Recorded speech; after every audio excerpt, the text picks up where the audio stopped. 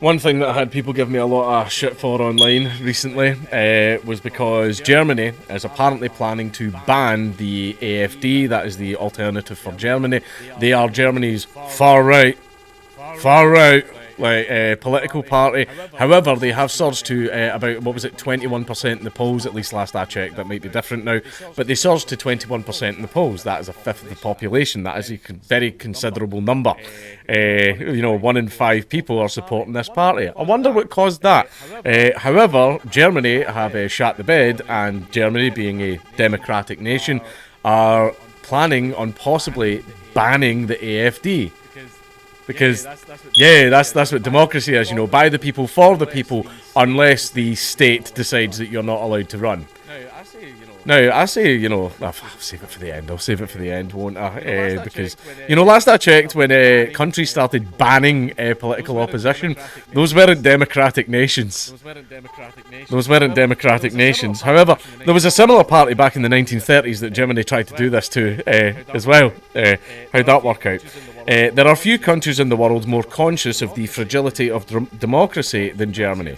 After the horrors of Nazism, the country vowed never again, and in August 1948, a constitution was drafted for West Germany that was designed to build a stable democracy and defend it. 75 years later, the same legal framework continues to uphold the same values, but the challenges mounted by increasing fanaticism are keenly felt. The temptation to use the constitution's own heavy-handed tools to defend democracy is great, but politicians must resist it. I mean, one thing, isn't it weird how democracy can do anything except vote itself out of democracy? What if it's what the people want? What if that's what the people... I thought that was what democracy was for, so that people could vote for what they wanted. They can do that, unless... When the German President Frank-Walter Steinmeier led the celebrations for the 75th anniversary of his country's political inception last week, he warned the German people that in the fight against extremism, there is a historical lesson that runs like a thread through the draft constitution. And that is still relevant today. A democracy has to be able to defend itself against its enemies. Never again must democratic rights be misused to abolish freedom and democracy. However, that's... said with no sense of irony whatsoever. Alluding to the way the Nazi Party was able to use its electoral support to destroy Germany's interwar democracy, Steinmeier expressed his deep concern about the rise of the far-right party Alternative for Deutschland, AfD, which is currently polling as the second largest political force. As president, Steinmeier was bound to stand above party politics, so the AfD was not directly mentioned in his speech, but there was no doubt who he was talking about when he said, "The Constitution cannot encompass those who are enemies of the Constitution." The AfD are actually, full disclosure, when I was in UKIP, I hung out with them, right? They're a good bunch of guys, right? I liked them, we had beers, everyone's saying that they're a Nazi party and they're far right. One of them gave me in trouble because I called something gay, right? I used a little bit more colourful language than that, and he didn't like the language, which doesn't give me the impression of a far right party, if I'm being perfectly honest, but let's carry on with the article. Almost died there. To many observers, this sounded like a call to ban the AfD. The Constitution allows this if a party or its members seek to undermine or destroy the existing framework of German democracy. But it is one of the bluntest tools in the box. Steinmeier undoubtedly hinted at such drastic measures out of genuine concern for the democratic order his country has so carefully sought to protect. But as head of state, his words carry weight and such threats may backfire, alienating and galvanising AfD voters rather than enticing them back into the mainstream. Now, I will admit, if there was a party that basically everyone hates the establishment, everyone hates the government. Anyone that's watching this right now, you could be far left, right, far right, doesn't matter. Look me in the eye and tell me that you have the establishment that you want right now. You can't. You never fucking will, especially with the way things are. But basically, well, what point was I making with that? Yeah. Even if I wasn't a supporter of the party and I saw the establishment was trying to ban them, that kind of makes me go, they're onto something. Something's wrong. They're scared. They're afraid. Vote for them. Vote for them right now. They want something that the government's terrified of. Right. That's the way my mind fucking works. If the government doesn't like it, that makes me go, interesting. I like the thing. just to make them panic. The idea that political parties can or should be banned is profoundly undemocratic. It is. It is in fact undemocratic. And I had people going like, democracy. And I'm like, you're doing the exact same thing that you think the AfD is going to do.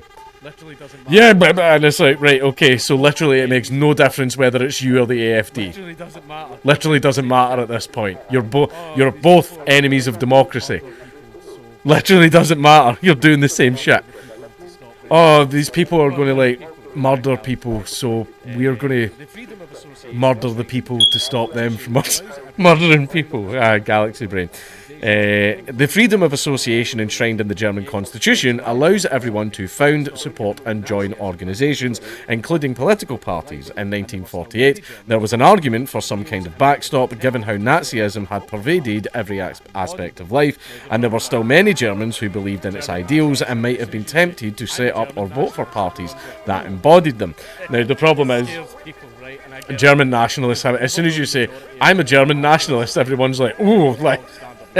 It scares people, right? And I get it, but the overwhelming majority of German nationalists, like, they're your bog standard nationalists, like, can we secure the border like a little bit? Like, that's the, like, your average, like, grandpa boomer conservative, like, you would get over here. The problem is, they don't fucking talk about it because of the connotations. But it turns out that the voter bloc is a lot bigger than a lot of people suspected, which is making the German establishment very nervous. And the reason I believe like the AfD is becoming so popular is because uncontrolled mass immigration absolutely fucking ravaged Germany. Right, absolutely fucked it up to the point where its architect, Angela Merkel, even came out and said, yeah, this was a bad idea, we fucked up. Like, we fucked up. Yeah, this is bad. Right, to the point where she just resigned and fucked off. She realised that she destroyed the country that she was elected to protect, and now the Germans are basically going, yep, this is fucking horrendous, we're voting for the AfD now, we need desperate change because of how bad things are. And that's how you get parties that come in like this. You make things really, really bad, so bad that people will eventually go, nope, that's enough, we want change. And the change they vote for is probably going to be drastic, because like we said many, many times, when the pendulum swings, it swings back even harder. You know, we were warning you about this for years, but don't panic. Everyone's like, they're far right, they use German words. They're fucking German, right? That's why. They use a lot of like the same Nazi language. Yeah, it's called German. They speak German. They're a German party and all that. But the AfD, as I've actually hung out, spoke to them, had a chat with them, they're not Nazis. They're not Nazis. Very conservative, but they're not Nazis. The Federal Constitutional Court used its right to ban parties only twice, on a neo-Nazi group in 1952. Fucking hell, man. They tried to get that back up and running pretty fast, didn't they? And on the Communist Party in 1956. Well, no, I'm kidding on. They shouldn't have done that to either of them, because obviously it's undemocratic. Since then, decades have passed, and German democracy built a reputation as a beacon of stability. I mean, not really. But the ghosts of Germany's past haven't stopped haunting the nation, as inflation, party political infighting, and societal divisions. Inflation, a right-wing political party is about to be banned. Where have we heard this before? I've seen this one. And societal divisions plague the country. It is the same perception of crisis that is driving people into the arms of the AfD and causing the centrists to panic. Because you've made, you know, that whole when you make peaceful revolution impossible, etc., etc. People are getting sick of it. You know, you kind of went a little bit to Weimar, and you saw what Weimar resulted in, and now basically people are going, there's going to be another Nazi party, there's going to be a swing to the right. But as for the trains getting loaded up and stuff, that's not going to happen. That's not going to happen. Many prominent political figures and institutions have joined the call for a ban on the AfD. Saskia Esken, co-leader of Chancellor Olaf Scholz's Social Democratic Party, I love how Social Democrats, also fuck democracy, ban that party, told the German press that it was in her view that the AfD had anti-constitutional aims, and if this could be proved, this party should be banned. Marco Wanderwitz of the Christian Democrats, once Angela Merkel's Minister for Eastern Germany, where the AfD is particularly strong. I wonder why. I wonder what they had to deal with up until the late 80s, early 90s. that made that such a right-wing area. Also argued that the party fulfilled all the requirements for a ban, and this would give democracy breathing space. Like, I love it. It's all of this is said with no sense of irony whatsoever. Even the influential political magazine Der Spiegel ran a leading article that called for the use of the sharpest weapon available to a democracy ready to defend itself. Thomas Haldenwang, the head of the Domestic Intelligence Agency, which would have to gather the evidence necessary for a legal ban, has also criticised the AfD in public, indicating that he would be happy to help pave the legal path towards such measures. It's afraid. But a party ban would not only be ineffective, it would also prove that Germany's democratic ecosystem is so out of kilter that the most drastic legal measure available is required to set it right. Which basically means it is a controlled democracy, and when it's controlled democracy, it's not a democracy. It is basically only pre-approved political opinions are allowed to run and to hold the reins.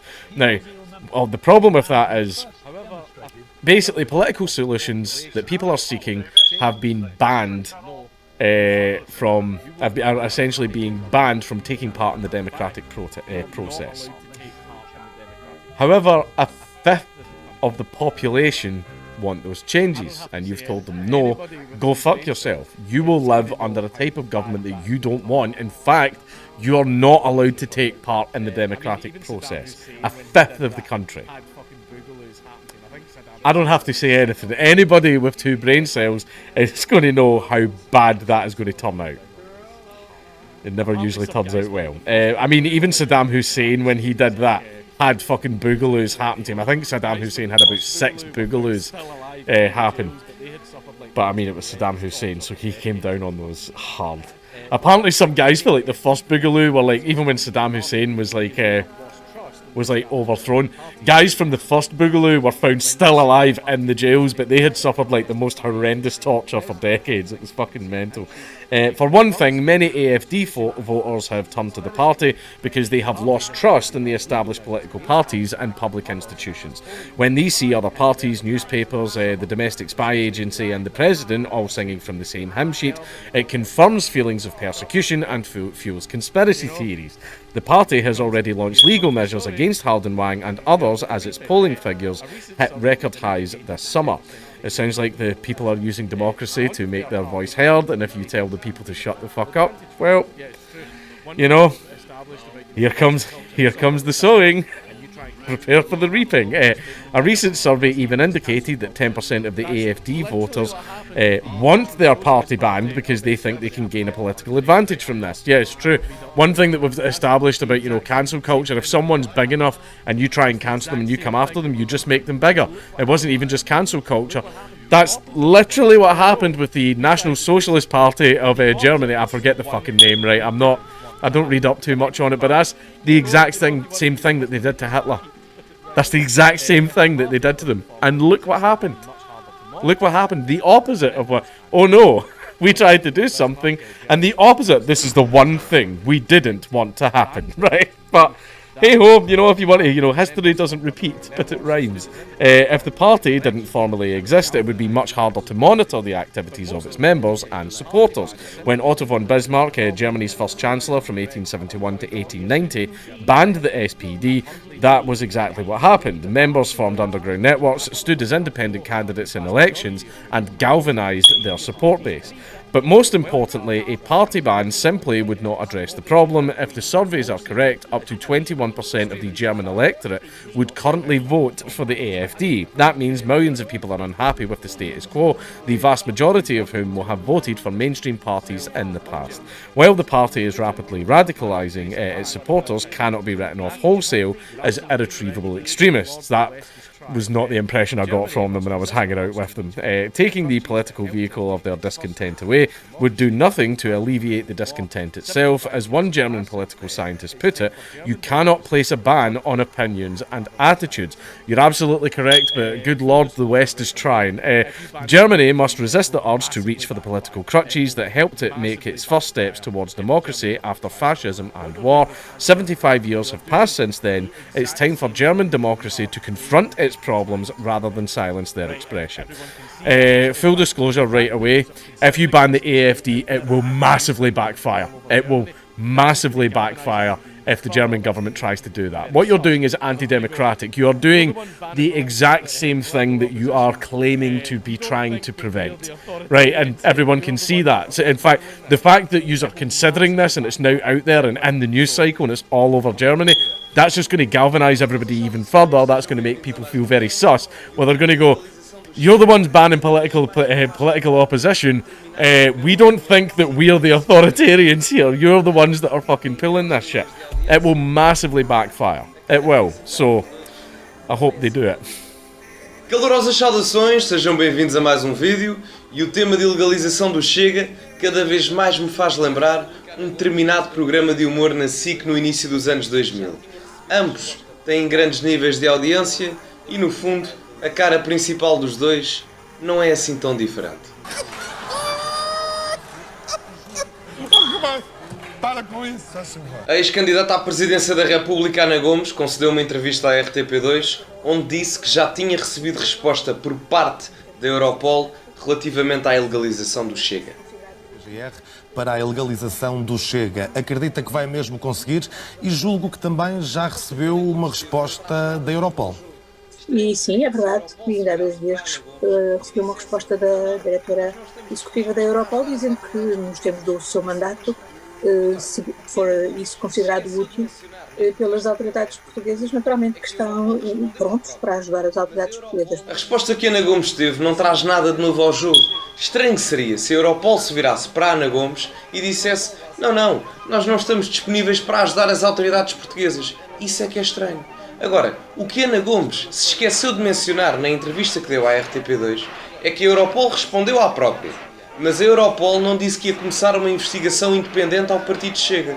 Ou seja, isto resumindo e concluindo, a Europol basicamente mandou diplomaticamente e eruditamente Ana Gomes dar uma volta. Há muita coisa que as pessoas podem discordar do Chega e estão no seu direito. Agora, a discordância de determinados ideais não faz com que esses ideais sejam inerentemente fascistas, quer no paradigma social, político ou económico, que, diga-se de passagem, no caso do Chega, é bem mais liberal e democrático do que o paradigma económico de Ana Gomes ou de qualquer outro socialista. Além disso, o Chega é um partido que não permite, por exemplo, a acumulação de cargos, como acontece, por exemplo, no PSD e no PS, onde os presidentes distritais podem ser recepcionistas, alfaiates, senhoras das limpezas e assim temos uma grande acumulação de poderes no grande sentido democrático que é o Bloco Central em Portugal. Quanto à extrema-direita, mas à extrema-direita a sério, ela existe. E eu espero genuinamente que ela não apareça nos próximos anos, porque essa sim é efetivamente perigosa. E os partidos do sistema, quando essa mesma extrema-direita aparecer, ou se aparecer, nessa altura, vão todos engolir aquilo que disseram relativamente ao Chega, ou a quem apoiou André Ventura, ou o próprio Chega. Porque chamar nazi ou fascista a quem apoiou o Chega, estamos apenas a camuflar aqueles que são efetivamente e verdadeiramente nazis ou fascistas. Para terminar, fico feliz que a Europol se mostre disponível para ajudar as autoridades portuguesas, porque há uns determinados casos em que nos dava jeito uma mãozinha, a começar pelos estranhos financiamentos da TAP, pelas festas que são organizadas por um partido comunista, mas que depois não paga impostos. E aproveito e faço já uma marcação, não vai isto demorar mais do que as filas de espera do SNS, e aproveito para pedir à Europol que comece já a preparar uma investigação aos financiamentos que vão ser feitos através da aplicação da bazuca europeia. Porque em Portugal, meus amigos, em Portugal já estamos habituados. Este foi o vídeo, espero que tenham gostado. Metam like, subscrevam e partilhem. E acima de tudo, cultivem-se e até à próxima. Germany has devised an ingenious new way to protect its democracy by banning political parties that the establishment doesn't like. Save democracy by abolishing democracy. Clever. Germany is debating whether to ban AfD as the party surges to 21% in the polls amid warnings from intelligence officials that its members are becoming increasingly extreme. Extremely popular, more like. Frank-Walter Steinmeier, the German president, warned in a speech to the country's domestic intelligence agency that we have it in our hands to put those who despise our democracy in their place. Quick! Too many members of the electorate are expressing their democratic support for a political party. Ban it! To rescue democracy, of course. Democracy is when you ban parties from taking part in democracy. Steinmeier cares so much about democracy that in order to preserve it, He's taken inspiration from Emperor Palpatine. I love democracy. I love the Republic. The power you give me, I will lay down when this crisis has abated. The Spiegel magazine joined the chorus with a leader titled "Ban the Enemies of the Constitution." It warned that the AfD has become more and more radicalised. It's time to defend democracy with better weapons. Weapons like giant metaphorical sledgehammers used to bludgeon democracy into a bloody pulp. To defend democracy, naturally. I love democracy. Declaring your political opposition enemies, then outlawing their existence. I seem to recall this happening sometime before in Germany. Can't quite put my finger on when that was. I love democracy. The co-leader of Olaf Scholz's ruling Social Democrats also said a ban should be considered if the AfD is categorised as a group of proven right-wing extremists by the Federal Office for the Protection of the Constitution. Right, so the same branch of the federal government, which has already branded the youth wing of the AfD extremists, thinks that the AfD as a whole is extremist, which it basically already does, then it should be banned. To defend democracy. Think we know where this is going? I love democracy. Otto von Bismarck once banned the Social Democrats for showing disloyalty to the Kaiser. The East German Stasi government once banned all other political parties for not showing allegiance to the Socialist Unity Party. The Nazis banned all other political parties under the law against the formation of new parties for not showing complete fealty to Adolf Hitler. In hindsight, everyone accepts why they did this: to crush democracy, silence dissidents, and establish a one-party state. This time it's totally different though. This time it's to defend democracy. Source, just trust me bro. I love democracy. Of course the Nazis and the Stasi didn't just ban their political opposition, they imprisoned them. Our progressive overlords would never go to such lengths. Right? Pro-refugee NGO founder calls for AfD to be banned and its leaders jailed. Oh. But prison is kind of messy and expensive. Maybe there's a better, more organised way to deal with these threats to Germany's freedom. For democracy, of course. I love democracy. Speaking of learning from history, it feels like it's never been more apt to remember what went before. Remember the days before mountains of meaningless email. Remember the thrill of receiving a real letter in the real mail. Rediscover that nostalgic excitement with Historic Mail, a thoughtful gift for anyone who appreciates history and the lost art of letter writing. Well, what do we have here? It's nothing less than a letter from Franklin D. Roosevelt to good old Winston Churchill. Fascinating stuff if you're a World War II buff. The letter demonstrates the special relationship between these two iconic leaders. Check out this letter from Walt Disney to Richard Nixon. Historic Mail is the perfect gift for history lovers. Learn about the fascinating inner lives of the world's greatest historical figures from the primary source itself. Walt Disney to President Nixon when he was vice president, and that's what the letter actually looked like. His signature and everything. That is so cool. Yeah, he was inviting one to a TV show. He couldn't make it, but that's kind of cool, huh? Yeah, that's really, I really love cool. these. I love that. Yeah, he left a little stamp like Mickey Mouse. That's cute. It's just interesting to see this history.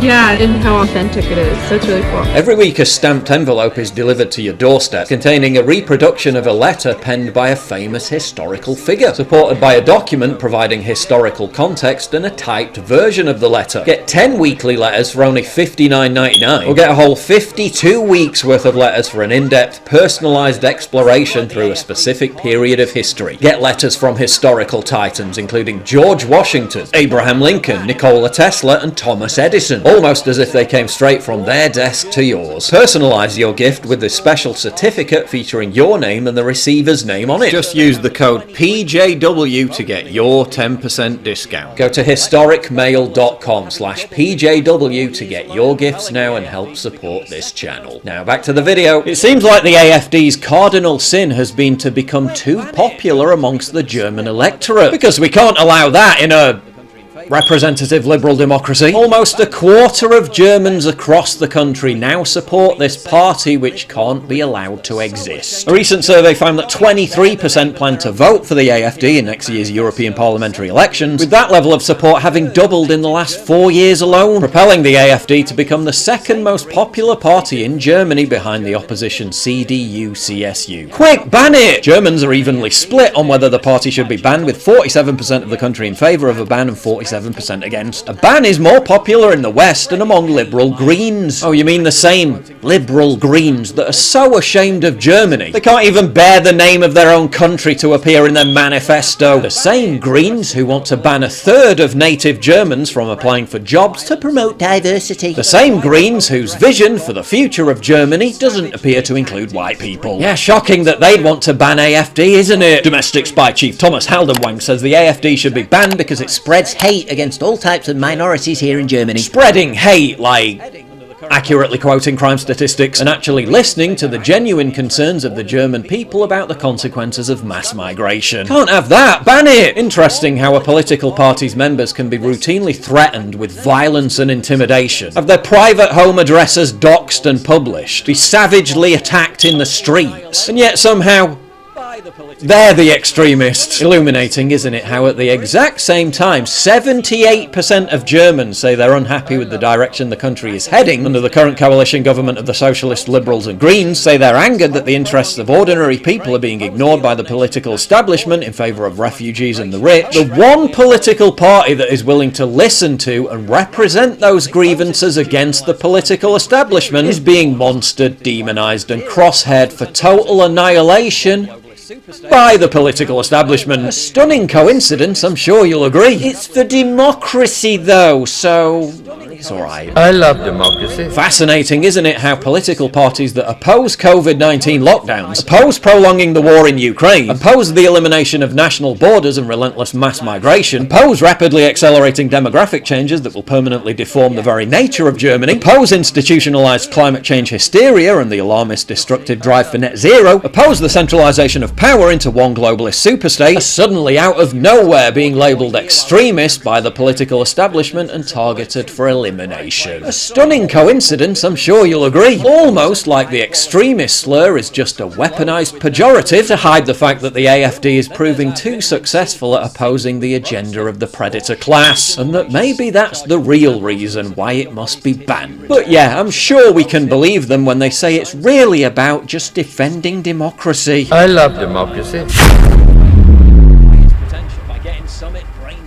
Want to support your boy here while getting your hands on some high quality vitamins and supplements? Well, you've come to the right place. Summit Whole Food Multivitamin is sourced from 100% high quality natural food sources and loaded with natural immune support boosters. Boom! Then there's our vitamin C plus zinc with rose hips. Bosh! Reduce inflammation, supercharge your metabolism and support your body's tissue repair function. Then the rose hips protect you from the signs of aging and replenish your skin. Be in charge of your mind and help to support your brain operate at the highest potential by getting Summit Brain Support, which I take daily to increase my focus and concentration. And boom, it's absolutely stacked with cognitive enhancers such as Bacopa Herb Extract, L-theanine and Alpha-GPC. On all these products, we've taken time to ensure we've sourced the highest quality product at the best price. So reach new heights by elevating your health and wellness journey today. If you like my content and want to express your support while getting great supplements, go to summit.store where you'll find all the products plus worldwide shipping. That's summit.store or click the link in the description box down below. Calorosas saudações, sejam bem-vindos a mais um vídeo. E depois de Fernando Medina ter solicitado o cancelamento do partido Chega há uns meses atrás, é a vez de Ana Gomes fazer o mesmo, mas perante a Procuradoria-Geral da República. Não deixa de ser curioso que muita gente no espaço ideológico de Ana Gomes se declara contra o proibicionismo, mas ao mesmo tempo, quando enfrentam uma posição política mais vincada contra a sua própria posição política, a primeira coisa que fazem é pedir a extinção dessa mesma posição política, alegando que em democracia nós temos que ser intolerantes para com os intolerantes. Eu concordo plenamente. Aliás, eu quando me sinto um bocadinho menos tolerante, a primeira coisa que eu faço não é fazer yoga nem exercício físico, a primeira coisa que eu faço é ir a um congresso do MRPP. Outra coisa bastante interessante é que Ana Gomes quer extinguir o partido Chega, alegando que o mesmo recebeu eventuais financiamentos ilegais. E caso isto se verifique, então, as medidas têm que ser tomadas para efetuarmos a extinção do partido. No entanto, há aqui algo que eu não consigo compreender, que é, o Chega eventualmente pode ter recebido financiamentos ilegais. Vamos supor. E então, Ana Gomes quer matar o partido por causa disso. Mas ao mesmo tempo, O Partido Socialista deve ser uma espécie de Jesus Cristo político, pela quantidade de vezes que já ressuscitou nos tribunais. Ana Gomes é também uma mulher que se preocupa com os direitos das minorias, e bem. Agora, o que eu acho incongruente é Ana Gomes não respeitar o direito de voto das pessoas que pertencem a determinadas minorias e votaram em André Ventura. Porque isto é basicamente dizer a essas mesmas pessoas que vocês podem votar naquilo que vocês quiserem, menos naquilo que eu não quero.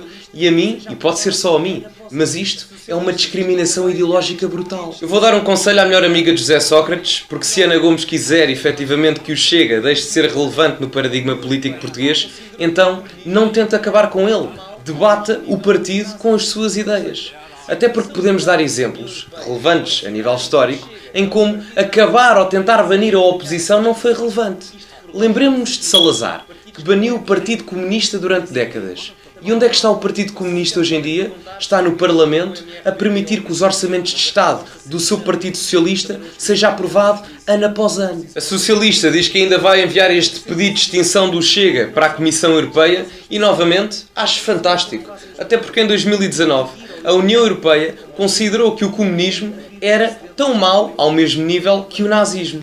Ou seja, se a Comissão Europeia e a União Europeia considerarem que o Chega é um partido nazi e quiserem aplicar a sua extinção, isto por lógica significa que partidos como o MRPP e o PCP também vão à viola. Vocês até me podem perguntar se eu queria extinguir o MRPP ou o PCP, mas a resposta seria não. Eu também não os queria no poder, longe disso, até porque não preciso propriamente de emagrecer. Mas o que tem que ser percebido aqui é que não são os partidos que fazem as pessoas. As pessoas é que fazem os partidos. Extinguir ou eliminar um partido como o Chega iria abrir um precedente bastante perigoso, porque o partido iria ser eliminado, mas as pessoas não. Este foi o vídeo, espero que tenham gostado. Metam like, subscrevam e partilhem. E acima de tudo, cultivem-se e até à próxima. Germany's decided that they want to go full liberal democracy because they have decided that they might just outright ban a democratic political party, because this is how democracy works. When you peel back all the layers and obfuscation, this is what happens, is you get the uniparty who all believe the same things behind the scenes, but then just split themselves into two mildly varying parties that everybody gets to choose who to vote for, and then anybody else who exists even slightly to the left or right of that gets banned. This is the Schmittian position of that there are certain issues beyond reproach, declared beyond debate, and so if you fall outside those parameters, you're no longer part of the democracy anymore. Yeah, you're right to bring up Schmidt, because this is just, I mean, he's just laughing right now. Because this is just wherever he is. Friend-enemy distinction on display in the clearest possible terms. You know, it's only what the regime allows. You know, those are your options. Yeah. So there's no meaningful choice. You either get banned or we make life massively difficult for you to the point where you'll just give up, or preferably die in a hole somewhere. Is how these politicians tend to look at it. Or get beat up by Antifa. Oh well, many such cases. Before I get any further into it, I think it's relevant to point you all to the latest episode of Brokenomics, which is a discussion between Dan and Carl. It was somewhat improvised because there were some issues with what Dan originally had planned, but it turned out really well because they talked about the rot within culture and different varying levels of optimism for the future, and it's been named quite appropriately de-civilization. And what we're experiencing in the West at the moment, in Europe especially, is certainly what I would describe as de-civilization. Because while we're going to be focusing on the AfD for this segment, I think it's first good to remind everybody that recently the banks just decided that Nigel Farage shouldn't have a bank account. This is something that just happened out of nowhere, but I think they made a mistake with this. Because Nigel Farage has proven in the past, quite a few times, he's actually one of the better political actors in the UK for organising and getting momentum going and corralling all of the MPs who are on his side to get stuff done. They picked too high a target as well, so they did a 40-page briefing on all of the transgressions against progressivism that he did.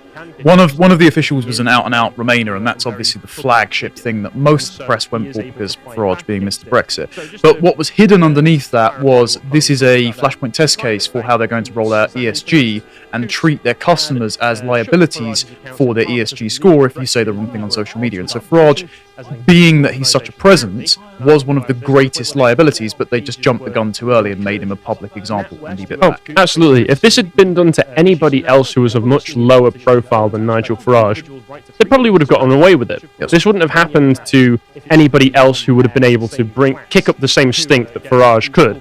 But Farage can kick up the stink because he is a very popular and very public figure, and so he is able to fight back against it.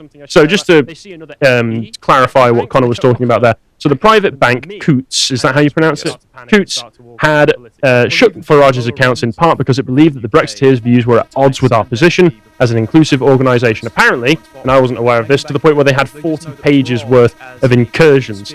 NatWest, who owns Coutts, faced criticism from Rishi Sunak and other senior politicians for failing to respect an individual's right to freedom of expression, which of course only ever matters if it's somebody on their same class who gets in trouble for these sorts of things. Because, you know, MPs, they see normal people like you or I being debanked, and they think, maybe I should care, maybe this is something I should care about. They see another MP get debanked, and they go, oh God, that could happen to me.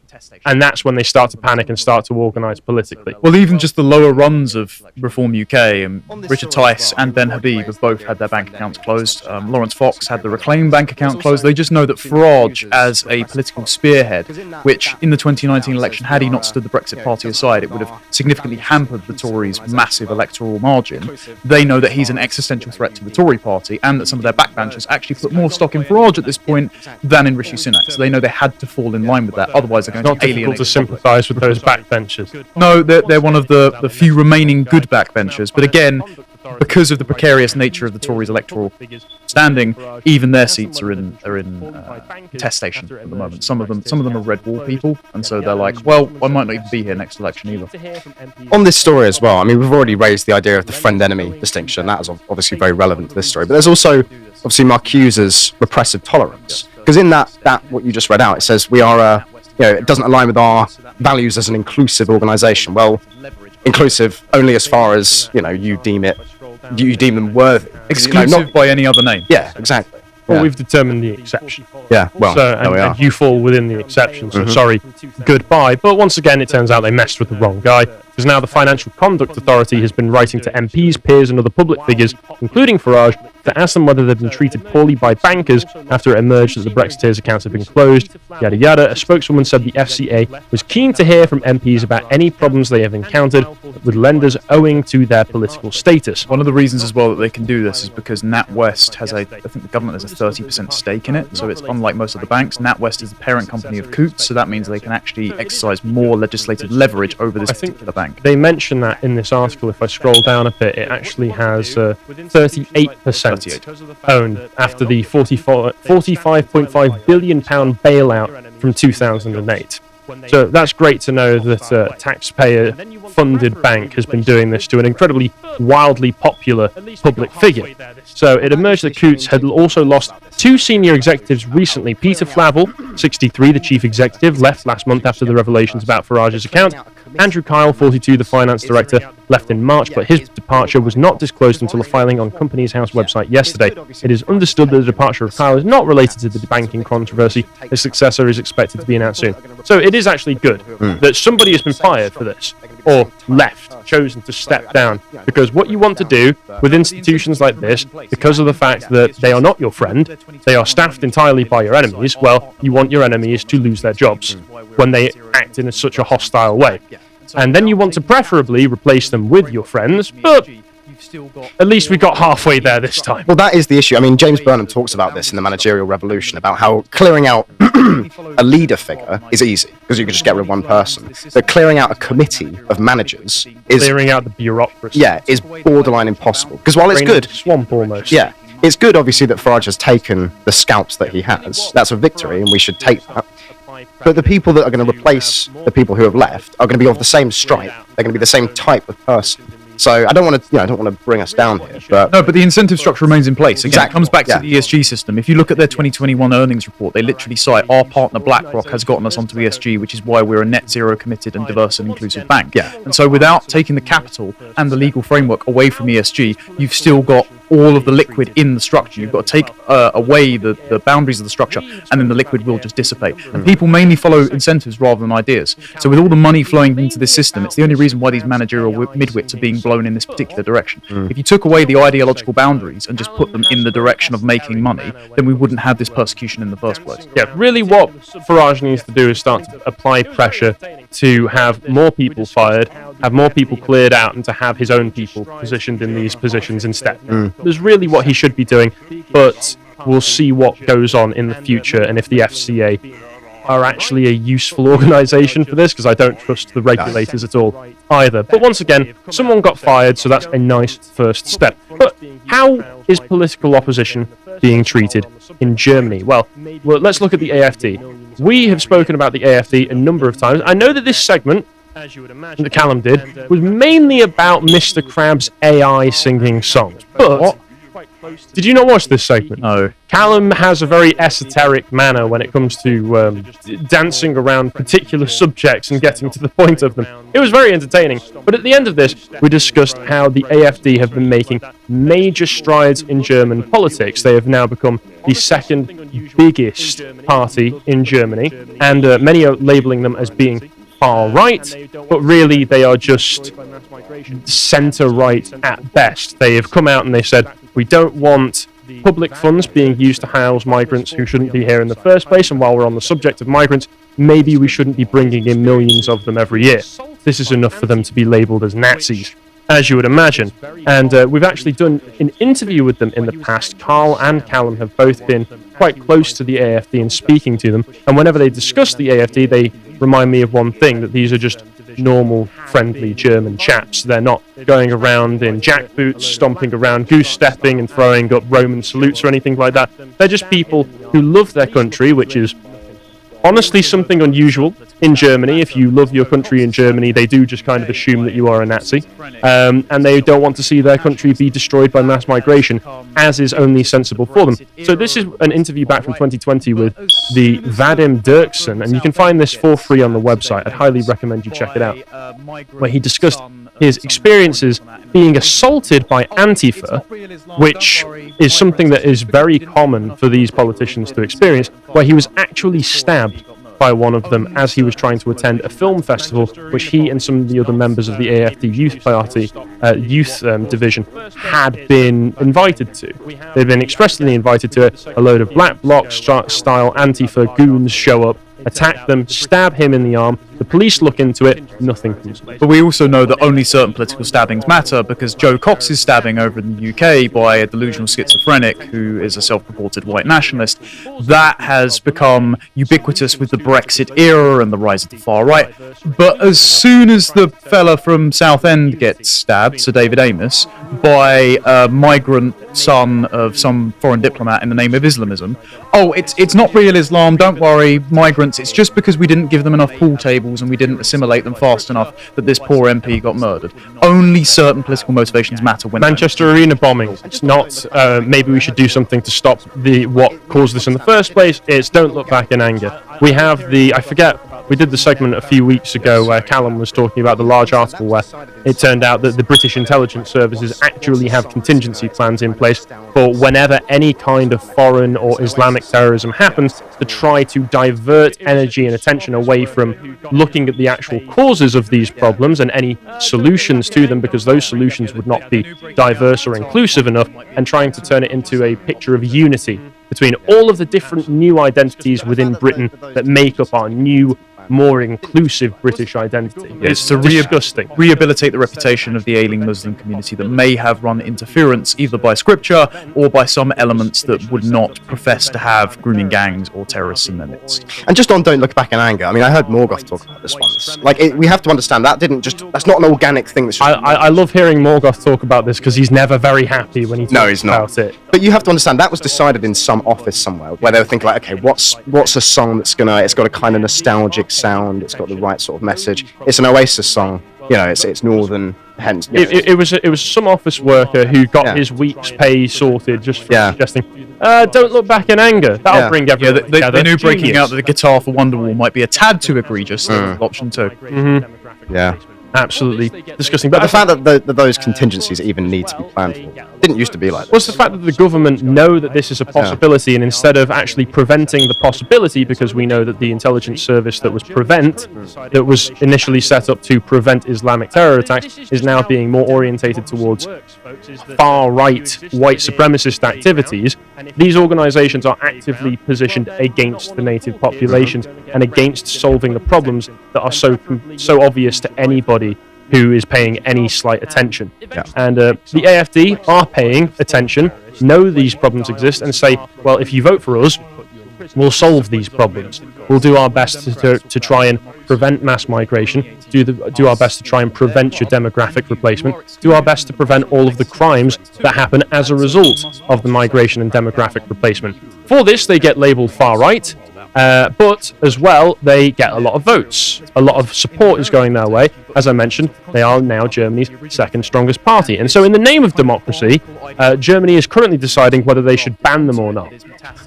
And this is just how democracy works, folks, is that you exist within the playground, and if you don't want to be in the playground, well then you're not one of the cool kids and you're going to get grounded, you're going to get put in detention, and preferably you'll lose your livelihood, lose your job, and eventually be exiled like some kind of thought terrorist, where you can die off in some far-flung country if we don't just put you in prison. This is a point that's often made on Timcast, is that when the Democrats talk about our democracy, they are literally delineating us, as in their club, and you. You are excluded from the democracy, you're an existential threat to it, and so you must be ostracised and cracked down on, even to the level of parents complaining at school boards about sexual perversion in their materials. And it's because, in the American context, you've got the emergence of the constitutional republic, the original thing, and this kind of barnacle ideology of the multicultural democracy being grafted onto it that is metastasizing and parasitic and taking over the original organism.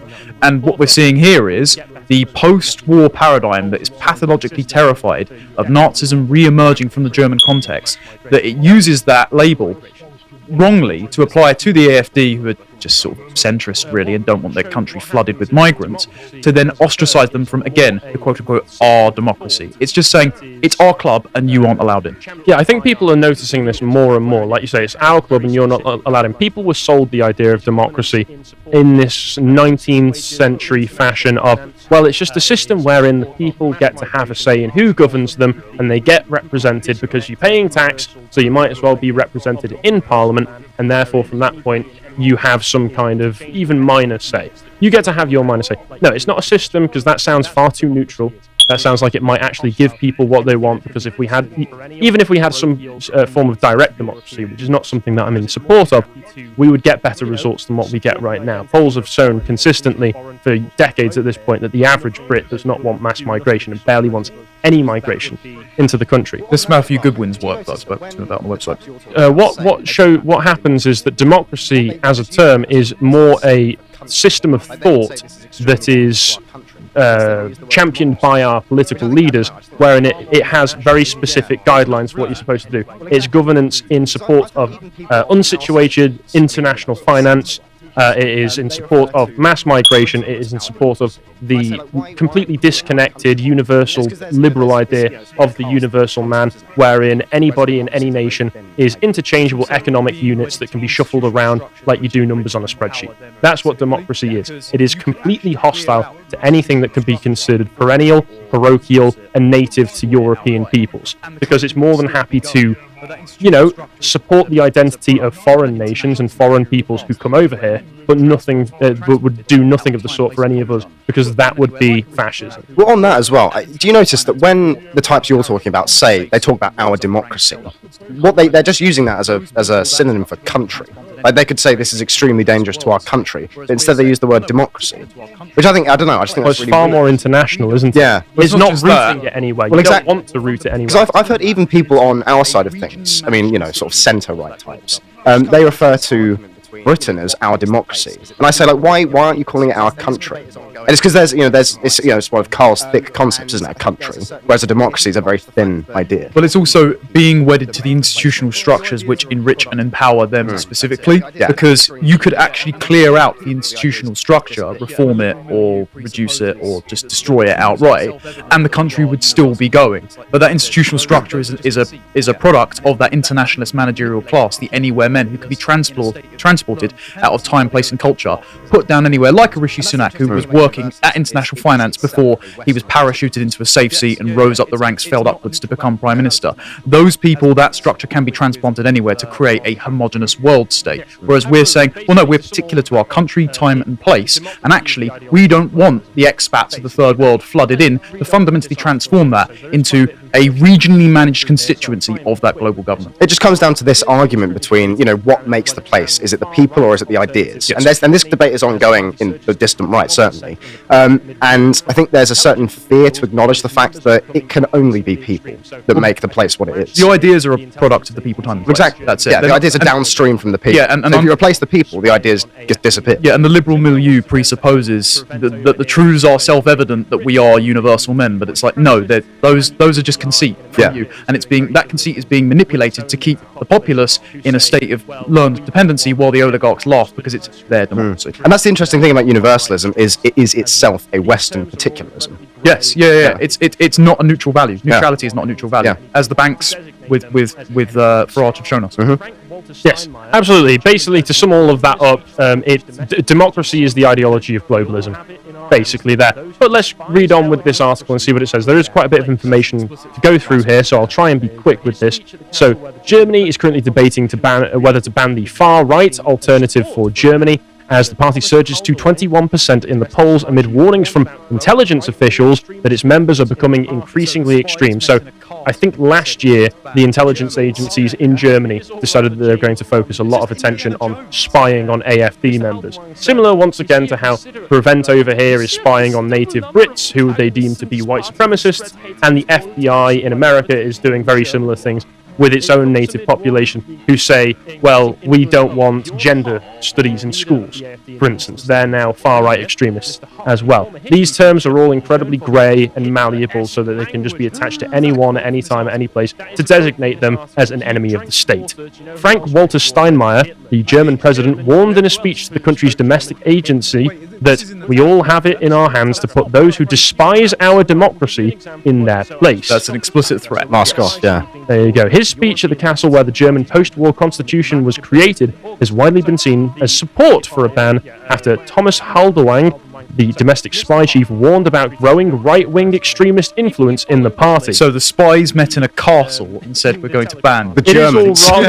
It is all rather James Bond. It's just Indiana Jones. Yeah. Mr. Haldenwang said, we see a considerable number of protagonists in this party that spread hate against all types of minorities here in Germany. It comes amid warnings of the increasing influence of Bjorn Hock, the leader of the AfD in the eastern state of Thuringia. Mr. Hock, a former history teacher, is known for his Hitler-esque language. Is that a quote from this article? That is a quote from this article. He drank water. Do you know who else drank water? Hitler. He speaks German. Do you know who else spoke German? Hitler. Wait, this is in the Telegraph, yeah? This is in the Telegraph. That's not paraphrased from someone else. No, I can give you an example of what... So I'll just finish off this paragraph. So with his allies sweeping the board, the European lists at the party's conference in Magdeburg in August. So the...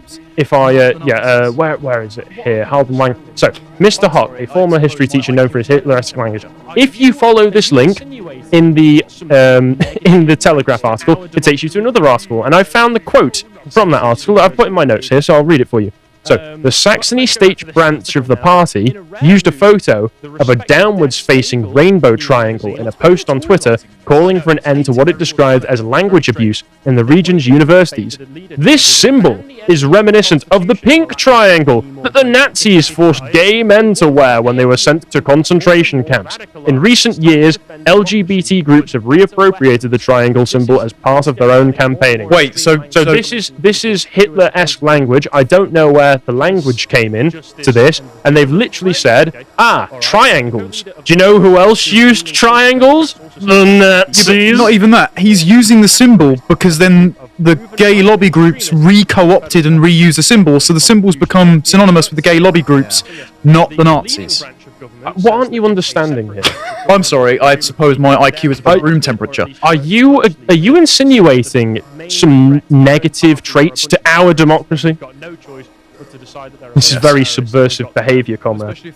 But let's go back to this article now. So, in a rare move, the respected Der Spiegel news magazine... What's with the editorialising in this? I know, it's atypical very, of Telegraph. It's very strange.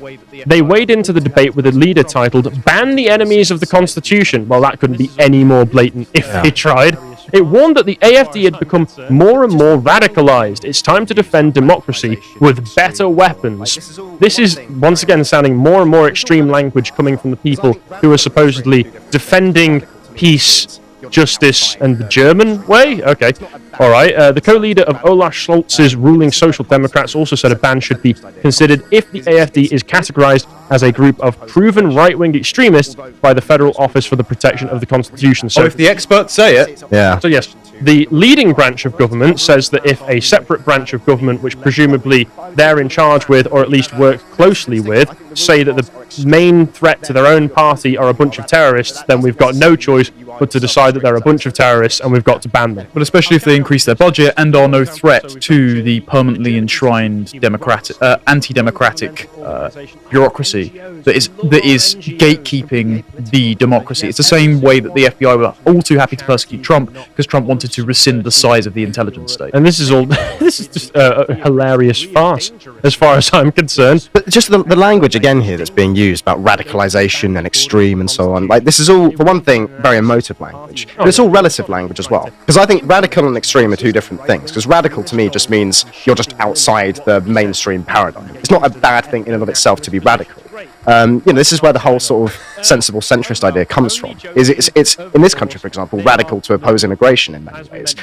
Even though most people agree with that position, but it's in opposition to the ruling class to hold that position. Because our ruling class are the most radically left-wing. I would say the ruling class that we've ever had. But this is the distinction. I think the ruling class are extreme.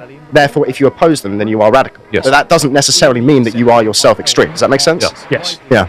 Anyway. I'll carry on with this. There's just a few more examples. So we've got the German Institute for Human Rights, a non-governmental organisation. The NGOs. We love our NGOs. Completely apolitical organisations. Yep, every single one of them. They're just neutral charities. They're not full of subversives who hate Europe.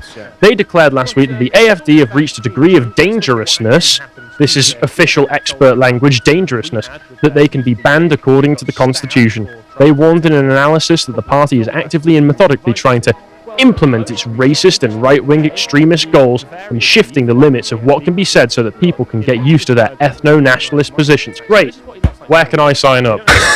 Disavow. Only joking, of course. They are normal people. As we mentioned, they are at most centre-right. Can I just expose a quick example of why the NGO bureaucracy is not political? Yeah, go ahead. Back when I was in the environmental sector, we were applying for charity status, and we got repeatedly harangued because we'd written articles critical of Extinction Rebellion before as a political group, but they had already accepted and upheld the Marxist Libraries petition to be a licensed charity. See, I'm reliably told that Extinction Rebellion and Just Applaud and so on, they're like the rebels, right?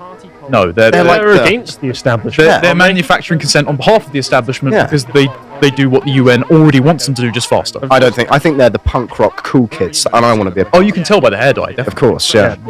But if we're talking about extremism, let's look at what actually happens to the AfD. I've already told you about the interview that we had with their youth leader, who got stabbed for trying to attend a public film festival that he was invited to. Well, most recently, just the other day, the Bavaria chief of the AfD was beaten up in what he described as an organised migrant attack. So this is what he looks like normally.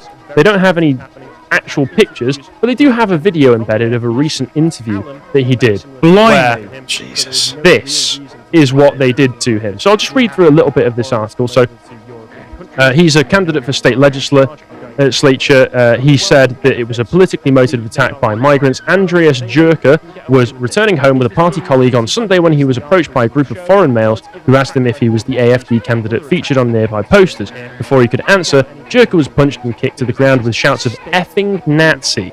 His party colleague was also assaulted. In a post-attack statement, he confirmed that the perpetrators of the attack were indeed of foreign origin. In his own words, "I don't mean Spaniards or Italians." Englishmen, presumably. Yeah, obviously it must have been French. Acts of violence by left-wing anti-fascist groups are a regular occurrence for the AfD representatives, as is state-backed harassment from domestic intelligence services, the BFV, who formally placed the party under surveillance last year. So, obviously, under any other circumstances, if he was, say, a left-wing politician, this could sound like some kind of Jussie Smollett incident. But this is a regular occurrence for them. We have multiple accounts of very similar things happening. We've had interviews from a gentleman from the AfD spoken to Callum about similar things happening to him, so there is no real reason to deny that anything like this would happen when foreigners come over to European countries and they know that the parties in charge are going to give them overwhelming benefits, and they are on the side of power. They know that they can get away with this. Is this being looked into by the police? The article doesn't show, but given the track record of the police with the other attacks that we've been discussing here, I doubt anything will come of this, because this is state-approved violence. This is state-backed violence. Anti-fascist groups in Europe and across the West are allowed free rein to do whatever they want, as long as the people that they are targeting are going against the political establishment, even only slightly. American politicians as well, like Jerry Nadler, will deny their existence and call them a myth, as they're currently burning down churches and businesses. It's just an idea, bro. Yeah. But what is it? What is it that the AfD are opposing? Because, we say all of this, but Germany might be a perfect utopia of multiculturalism where people come over and they're able to integrate immediately. They get their passport, and the second they get that passport, it magically, as soon as it comes into contact with their skin, they're German. Just as German as the rest of them. When they get their passport, their entire heritage, German. They hold a Stein and a Bratwurst. All of their history before that erased. They are now perfectly German. They have no cultural or ethnic baggage that comes with their identity. Well, there was an actually quite useful unheard article that I found. Germany cannot keep ignoring AfD voter concerns. I'm going to ignore the editorializing in here, because she is, of course, also saying that they are a far-right Nazi party, because they oppose the problems that she clearly outlines in here. So that's always interesting how that works. But I'll just read some of the information she gives. So the town of Fürstenwald was embroiled in a bitter battle to stop a school sports hall from being turned into an accommodation for migrants, an issue that united supporters of almost all of the political parties, but the AfD are the only major political party that say that they want to sort these problems out nationwide. A commuter town, Fürstenwald is a commuter town by the River Spree with a handful of shops, cobbled streets, and a small cathedral. One of the topics in the beer garden revolved around a brutal stabbing that had taken place in the town a few days earlier. A 26-year-old man from Styria had stabbed another man several times before fleeing the scene. Many such cases. After hours of searching, police tactical units eventually apprehended him. The fact that he is currently detained in a psychiatric hospital rather than custody has led to further speculation as to whether the police are treating his case seriously enough. For instance, the medieval village of Schomburg as well, north of Berlin, has 250 inhabitants and is supposed to find housing for 80 refugees. So that's what? A third. A third of the population is going to be imported into a tiny medieval community. The local government is looking to lease a plot of land from the parish right in the village centre to build a container settlement. Residents told the local press that it's too much for the village, we don't have anything here, no infrastructure, nothing. They didn't even consult us. So, if you believe in democracy as a system, you would listen to the people. But democracy as a belief system says, no, you have to accept this because your democratically elected leaders say so. And let's not forget this. Yes. The 2015 to 2016 New Year's Eve sexual assaults in Germany, and this was something that was just horrible. 1,200 women had been sexually assaulted on the New Year's night, entirely by migrants. Are we expected to care about this? No. We're expected to forget about this. AfD seem to be the only party in Germany who actually care about this, who have any sort of political hopes and support behind them. So maybe they can do something about it, maybe they can't. Either way, if they can do something about it, the German establishment might just ban them. So may all of our politicians burn. Metaphorically. In Minecraft. Thanks for watching this segment from the podcast The Lotus Eaters. I really hope you enjoyed it. If you feel like supporting the work that we do, then you can subscribe to our website for as little as £5 per month to get access to all of the premium work that we do, including the most recent Comics Corner, which is on the website, which is a series that Connor and I do, where we're talking in this episode about the history of superhero comics. And this is a part 1 with part 2 to come very, very soon. If you feel like catching up with what Connor is doing, you can follow him on Twitter and Getter at the @con_Tomlinson. Thank you very much again for watching, and goodbye.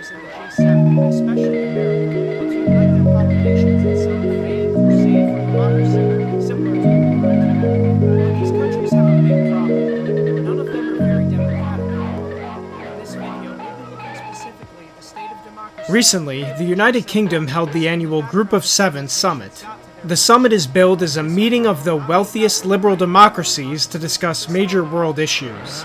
The leaders attending were from the UK, US, France, Germany, Italy, Canada, and Japan. These countries allege themselves to be the bulwarks of democracy and representative government in the world.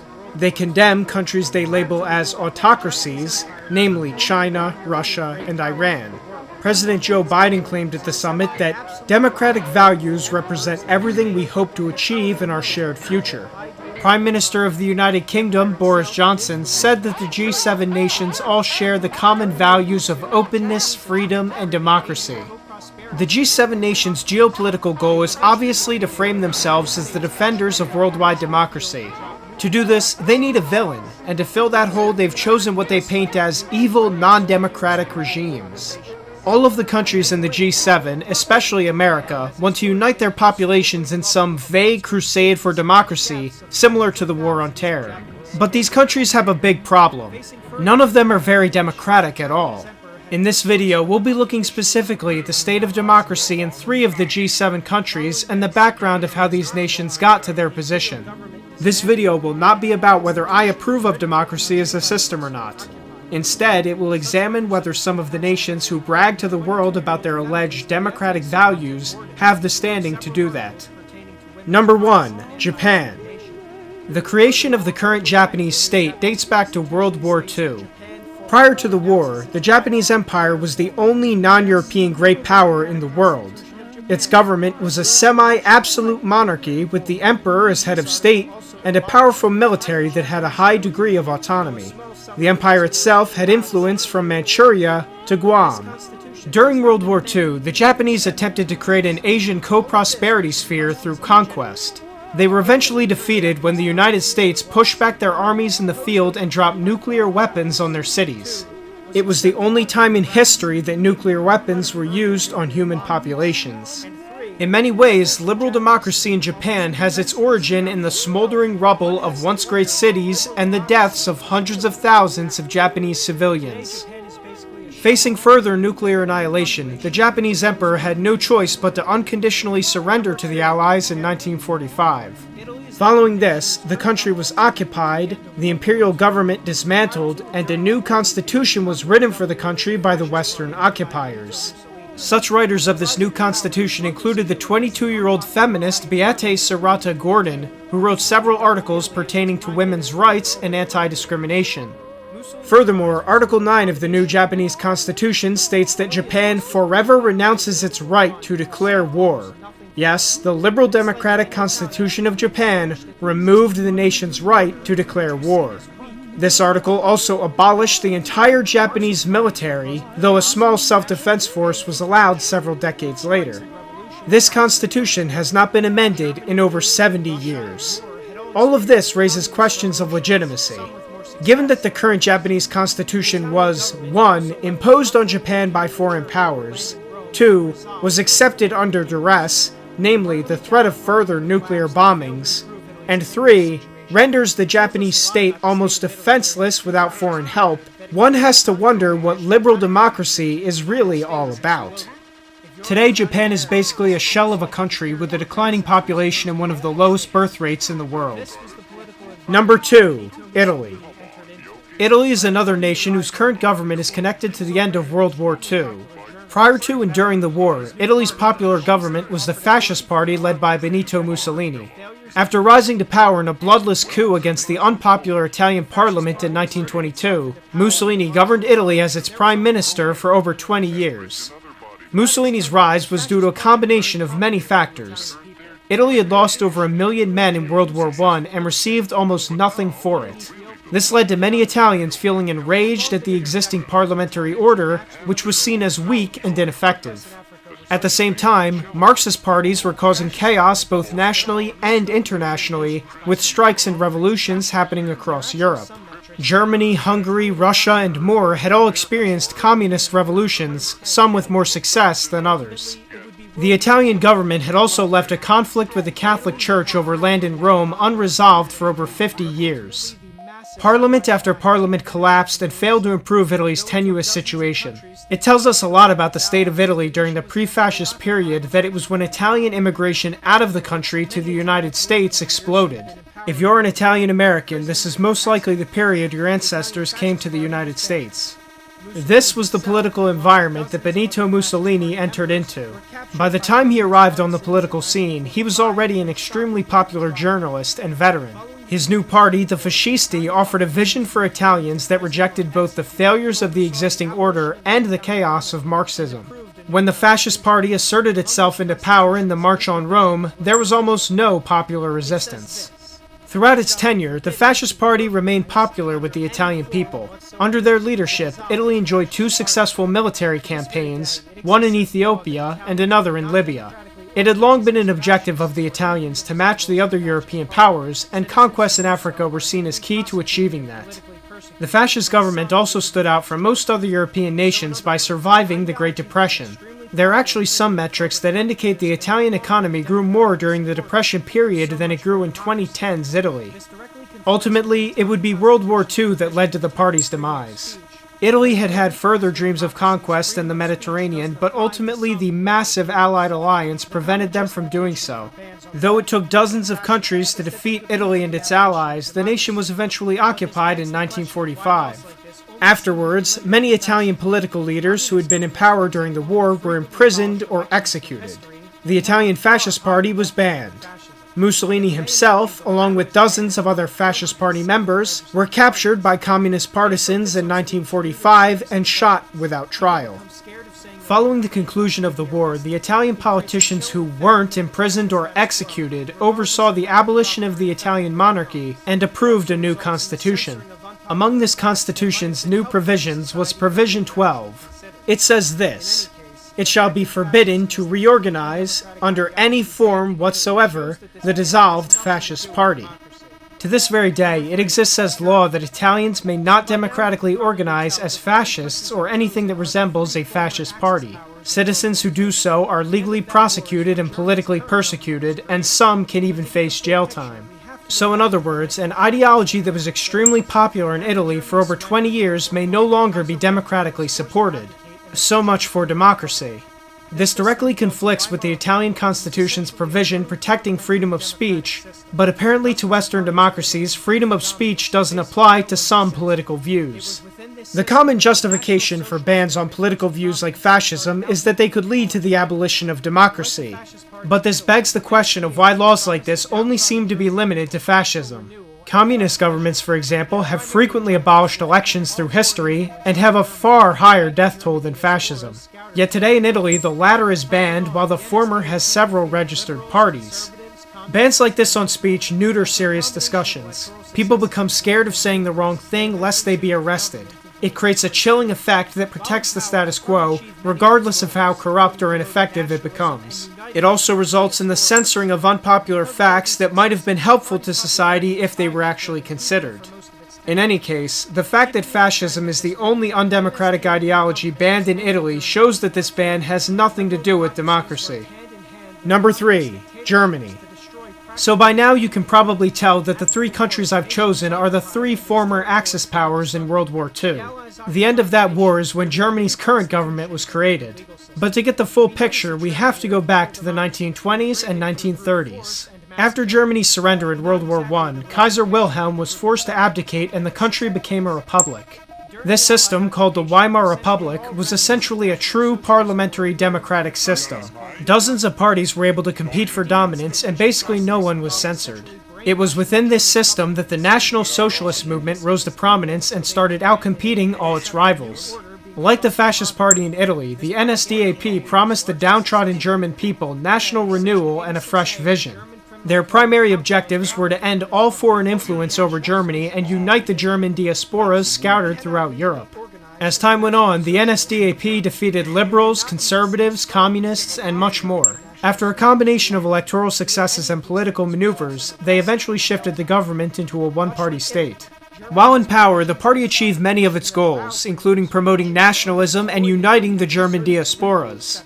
Because of all these successes, the party's popularity was high with the German people for most of its tenure. Keeping with the trend of this video, the NSDAP government was ended during World War II. Liberal democracies worked hand in hand with communist dictatorships to destroy practically half of Germany. After the war, the nation was occupied and its territory torn asunder. The Allies occupying the nation created a new constitution and a new legal system. We notice a trend here of liberal democracies being created through brute force and mass killings. Not exactly the rosy picture that the Group of Seven wants to paint the system as. During the Allied occupation, essentially all remnants of National Socialism were removed in a process called denazification. The denazification process involved essentially brainwashing the German public into seeing themselves and their history as evil so they would abandon it and accept the new order being thrust upon them. This propaganda campaign was largely successful. Today, Section 86A of the German Criminal Code outlaws propaganda of a former National Socialist organization. Thus, you cannot legally organize as a National Socialist in Germany. You may not even sing songs that were popular with the National Socialist movement. Doing any of these things results in arrest and jail time. Much like Italy, Germany has provisions in its constitution that allow freedom of speech, but this is voided by having certain political exceptions. This raises several questions. How can a society be democratic or have freedom of speech if entire viewpoints are banned? If a sentiment has to be censored to keep it from becoming popular, what exactly is the point of democracy? Can a country even be called democratic if an entire political line of thought is forcefully kept off the table? If National Socialism is so evil and wrong, why does it need to be banned? If a party wanted to organize around something insane like electing horses to public office, there would be no need to ban them. They would simply be laughed out of existence due to the insanity of their ideas. By banning National Socialism, it implies that the powers that be in Germany and elsewhere are afraid of it catching on again. But why would it catch on again? I'll leave that question to the viewer.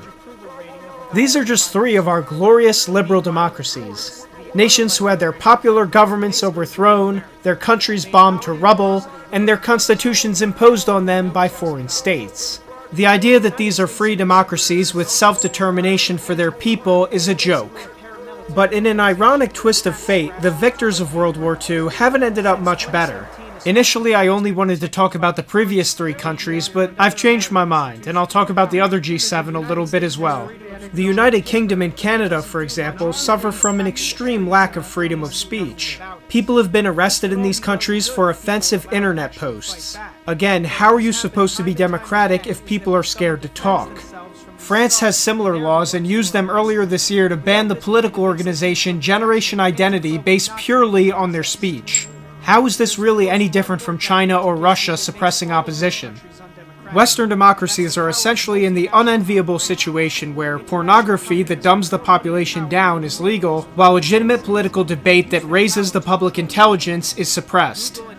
Meanwhile, in the United States, it's almost impossible to get into political office unless you're in one of the 2 main political parties. Third parties in the US are denied ballot access, debate opportunities, and media coverage. This makes them incredibly difficult to get off the ground, let alone to get into an office. Not very democratic.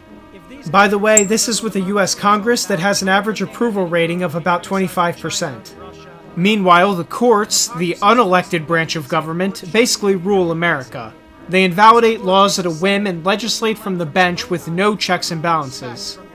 The United States in recent years has also seen the rise of Antifa. It's basically a paramilitary organization that attacks grassroots right-wing organizing. Since 2017 especially, it's been protected by the courts, the media, and other American institutions of power. The United States has freedom of speech on paper, but that doesn't do much when you're being attacked in the streets and the police do nothing about it. This would all be well and good if people were allowed to actually fight back. But what has happened time and time again is that when someone defends themselves from these thugs, they're the ones who are arrested. Without this kind of institutional protection, Antifa would not be able to exist. There's of course one more gigantic issue that makes all of these countries undemocratic, and that's the power of multinational corporations. International companies have more money and power than millions of normal citizens, and they use that power to control politics. Google and other tech companies are prime examples. Their ability to move from country to country with little consequence has created a race to the bottom where governments compete for who can give them the best deals and the most power. When people say that globalists are running their countries, this is basically what they're referring to. If these countries are what liberal democracy is all about, I don't think they have any room to be criticizing China, Russia, and others. The hypocrisies of Western governments get more extreme with every passing year. As our Lord Jesus said, remove the plank from your own eye before removing the speck from your brother's eye. On a lighter note, the inherent contradictions of liberal democracies are starting to catch up to them. In past decades, the G7 made up over 80% of the world's economy. Today, that's dropped to between 30 and 40%. The powerful in these countries are losing their grip on the world order, and instead of trying to fix the problems tearing their nations apart from the inside, are painting over them with fake moral superiority. To be clear, China and Russia are authoritarian states. But in many ways, so are the Western, so-called liberal democracies. The key difference is that in China and Russia, it's made perfectly clear who's in power. It's perfectly clear to the average Chinese person that the Communist Party and President Xi are calling the shots. The fascist governments of the past also were not democratic, but they didn't pretend to be. Their belief was that the best way to protect the people was with a one-party state, and they were very open about this. In Western democracies, power is all obfuscated, hidden behind puppet politicians and figureheads who are put in front of cameras to do the bidding of the actual powers behind the scenes. So, who's really in power in the West? We may find the answer by looking for who and what people here aren't allowed to criticize. This has been Pax. Thank you for watching. If you enjoyed this video, please leave a like, comment, and subscribe for future content. I'll see you next time.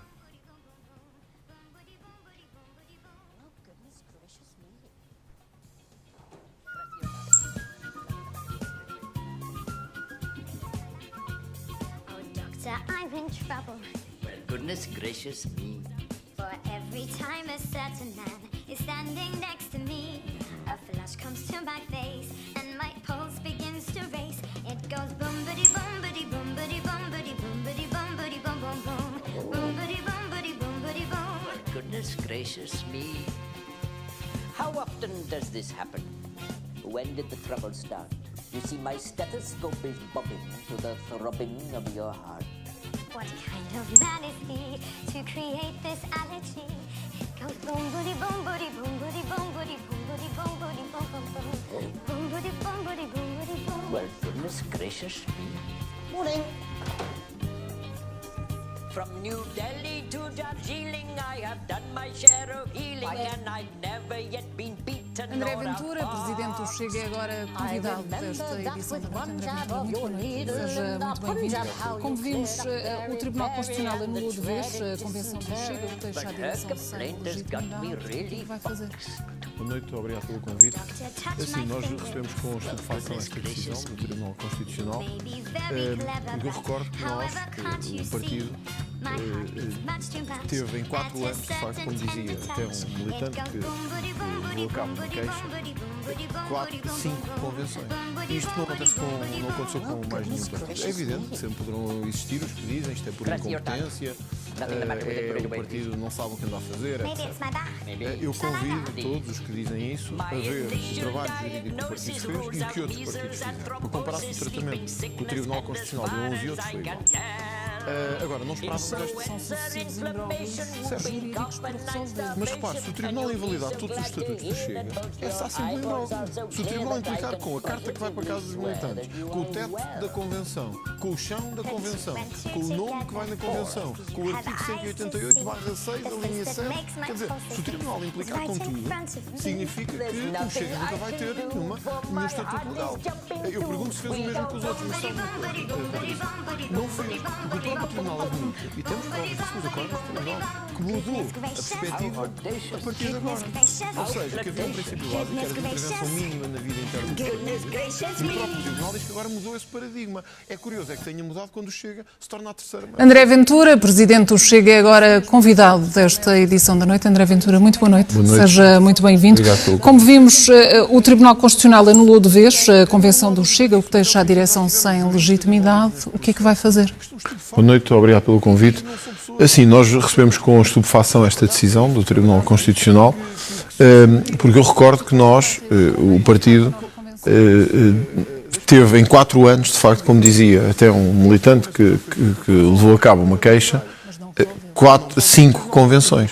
E isto não aconteceu com mais nenhum partido. É evidente que sempre poderão existir os que dizem isto é por incompetência, o partido não sabe o que anda a fazer, etc.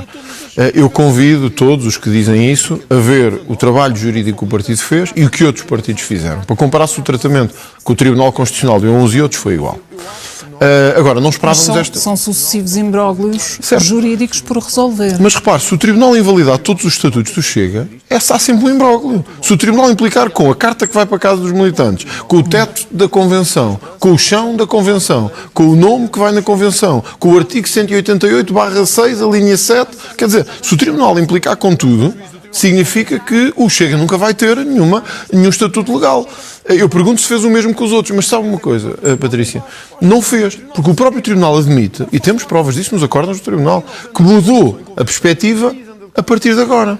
Ou seja, que havia um princípio básico, que era de intervenção mínima na vida interna dos partidos, e o próprio Tribunal diz que agora mudou esse paradigma. É curioso, é que tenha mudado quando o Chega se torna a terceira maior força política do país. E, portanto, por isso mesmo, por ser a terceira maior força política do país, como é que não consegue resolver este problema legal?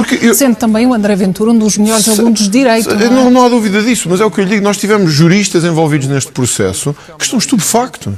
E não são pessoas, não estamos a falar de pessoas quaisquer, estamos a falar de pessoas que olharam para isto, que trabalharam isto, que se uniram em volta disto. E como é que vai reagir? Vai convocar uma nova convenção? Como disse, deixe-me só dizer isto que é importante, como disse a vossa peça, esta convenção já foi feita para resolver estes problemas legais. Mas não resolveu. Não resolveu. O Tribunal, aparentemente, por causa agora da convocatória, o Tribunal diz assim, o Conselho Nacional devia ter 30 pessoas, tinha 70. Bom, mas então quais são essas 30 pessoas? Porque o Tribunal invalidou todas as convenções do partido.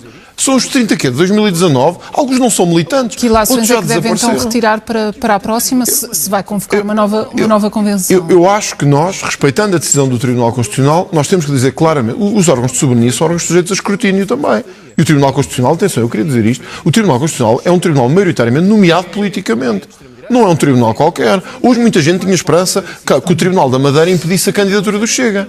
Graças a Deus, o Tribunal do Funchal teve essa sensatez. Já vamos olhar para a situação em concreto. Eu acho que o juiz do Tribunal Constitucional tem para a falta de legitimidade neste momento da direção do Chega, qual é a resposta? O que é que vai fazer? Mas o curioso é que o próprio Tribunal não dá a resposta. O Tribunal diz assim, é inválido. Agora façam lá como quiserem. E nós andamos de convenção em convenção, o país anda de convenção do Chega em convenção do Chega, sem que o Tribunal diga assim, o caminho a fazer é este. Fazem isto. O Tribunal simplesmente diz, estes estatutos não dão, mas diz isso um ano depois. Entretanto, já muitas coisas aconteceram. Já decisões foram tomadas, listas foram apresentadas. Eu não gosto de usar esta expressão. Eu não gosto de usar esta expressão, mas vou ter que a dizer.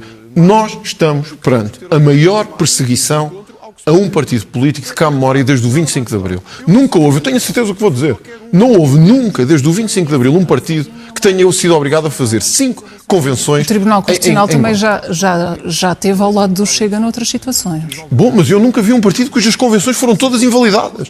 A Patrícia não conhece um exemplo. Não há um. Agora podem dizer assim, vocês... Por isso é que um partido que é a terceira maior força política, que tem outras ambições, como é que não consegue estar legal? Mas nós temos duas formas de ver isto. Ou é por incompetência de todos os que passam a fazer isto, é uma perspectiva. Todos são incompetentes.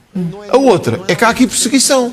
E há aqui uma tentativa permanente de mandar abaixo um partido. Sabe o que é isto? Isto tem um nome. Chama-se ilegalização na Secretaria. Ainda não me respondeu como é que vai Vou já dizer. Isto é ilegalização na Secretaria. Em vez de irem de frente e dizerem assim, o Chega não pode existir, porque é de extrema-direita, é racista, não foram por aí. Mais vale dizer assim, está tudo ilegal. E nunca conseguem ter legitimidade nos órgãos. E quem está de fora pensa, estes tipos não se organizam.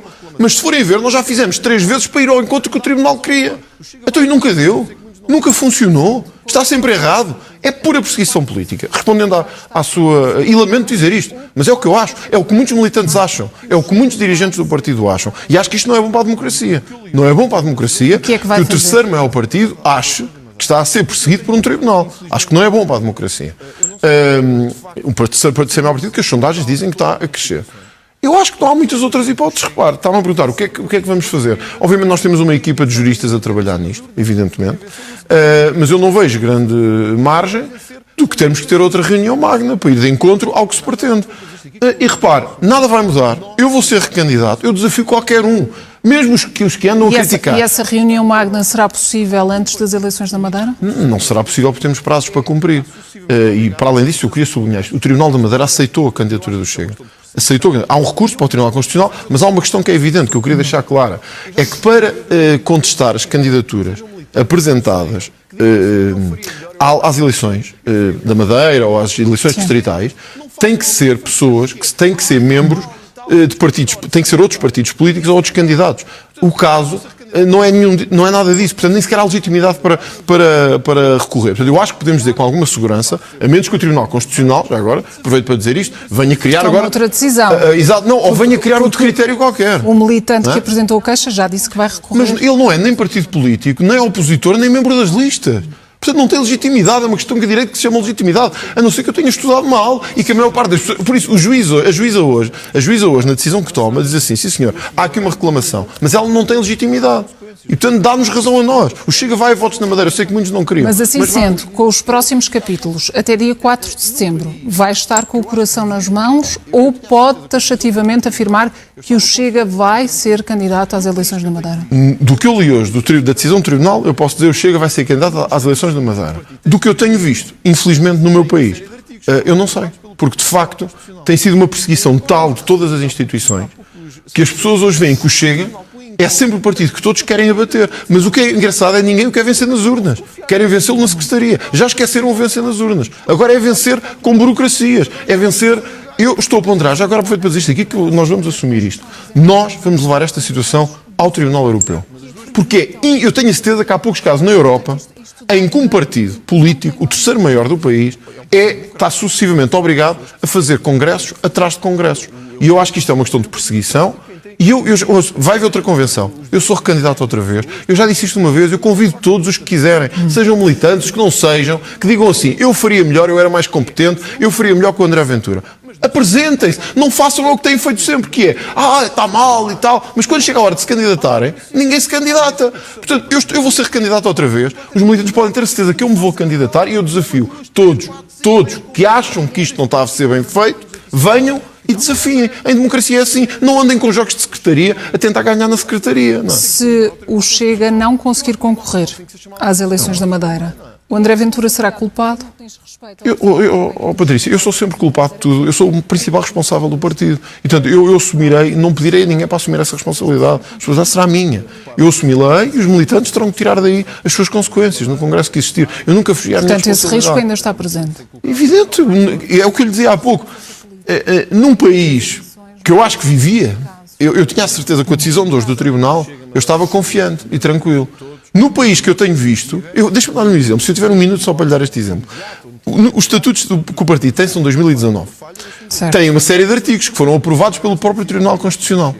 Em acórdãos que recebemos há poucas semanas, o Tribunal põe em causa artigos que aprovou em 2019.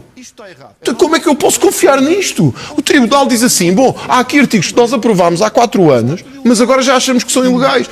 Assim não há partido. André Ventura, que aguente, mas as queixas são apresentadas também por parte de militantes do seu partido, certo, mas que as duas... acreditam nos seus ideais. Certo. Portanto, isto dá a ideia de que não tem mão no partido. Isto é um partido democrático, eu não posso impedir as pessoas que queiram fazer queixas de o fazer. Eu quero que o Chega seja um partido democrático, quem tem motivos, os direitos judiciais das pessoas, de contestação, eu não quero acabar com isso, portanto, têm todo o direito. A minha questão é, o Tribunal Constitucional tem aqui uma responsabilidade, que é de ser um regulador, é certo, mas não ser um obstáculo à democracia.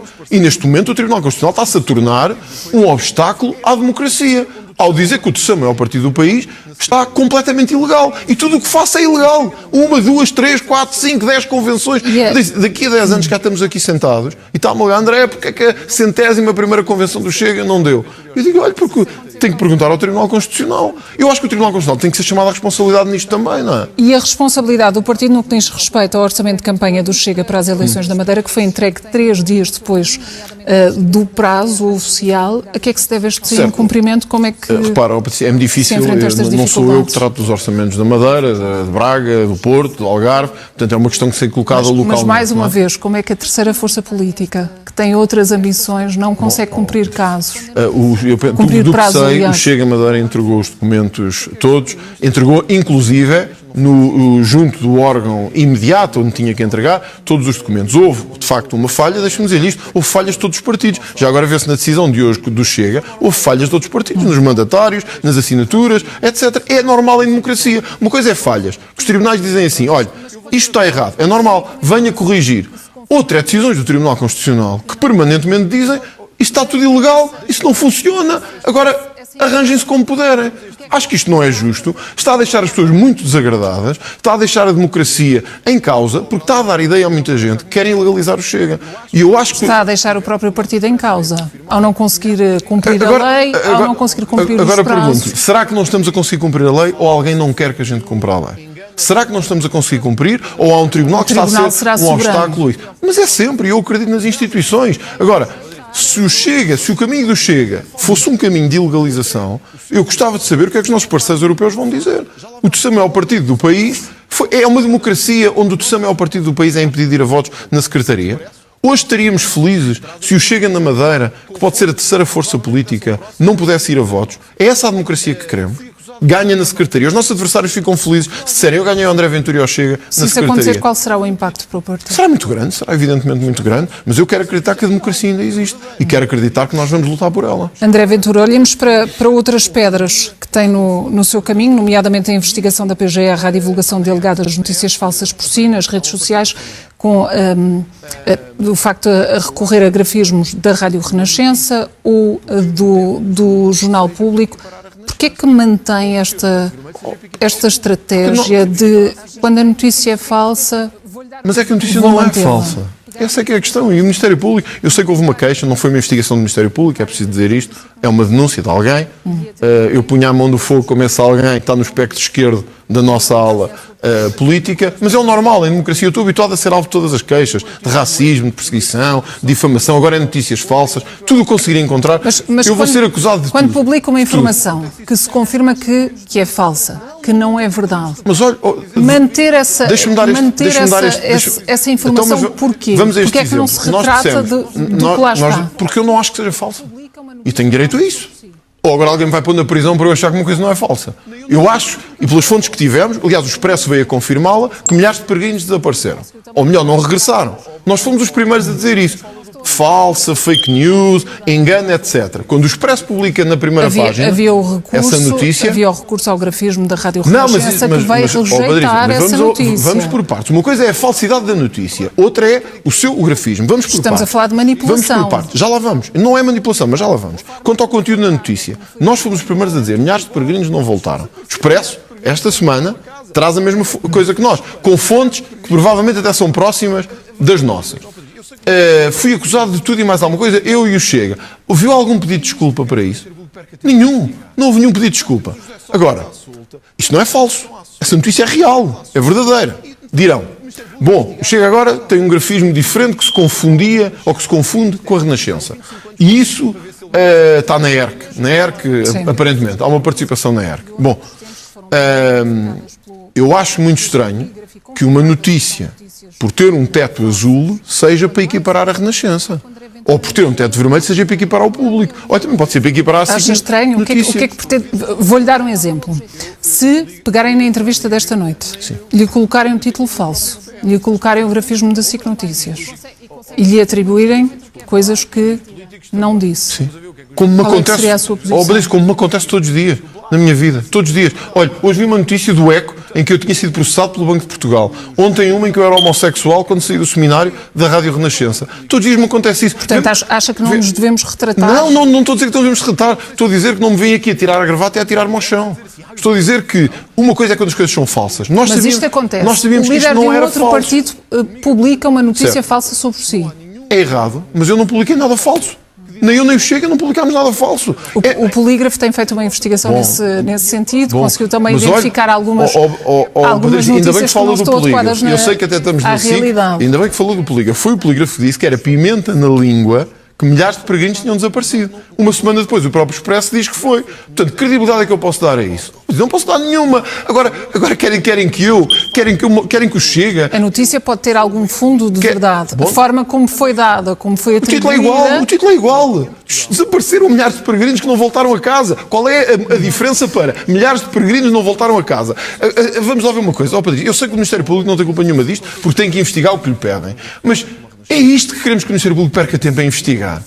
Nós temos o José Sócrates à solta, temos a corrupção à solta, os ganhos banqueiros à solta, e vamos o Ministério Público a investigar. Deixa lá ver se o grafismo disto é igual ao da Renascença. Isto é prisão, 25 anos para o tipo, para ver se ele vai preso e não nos chateia mais. Mesmo relativamente a notícias que partilhou noutros tempos, que foram também identificadas pelo polígrafo e confirmadas que são notícias falsas, quando há essa confirmação, porque é que o André Ventura não elimina estas informações? Porque é que faz questão de as manter? Qual é o objetivo?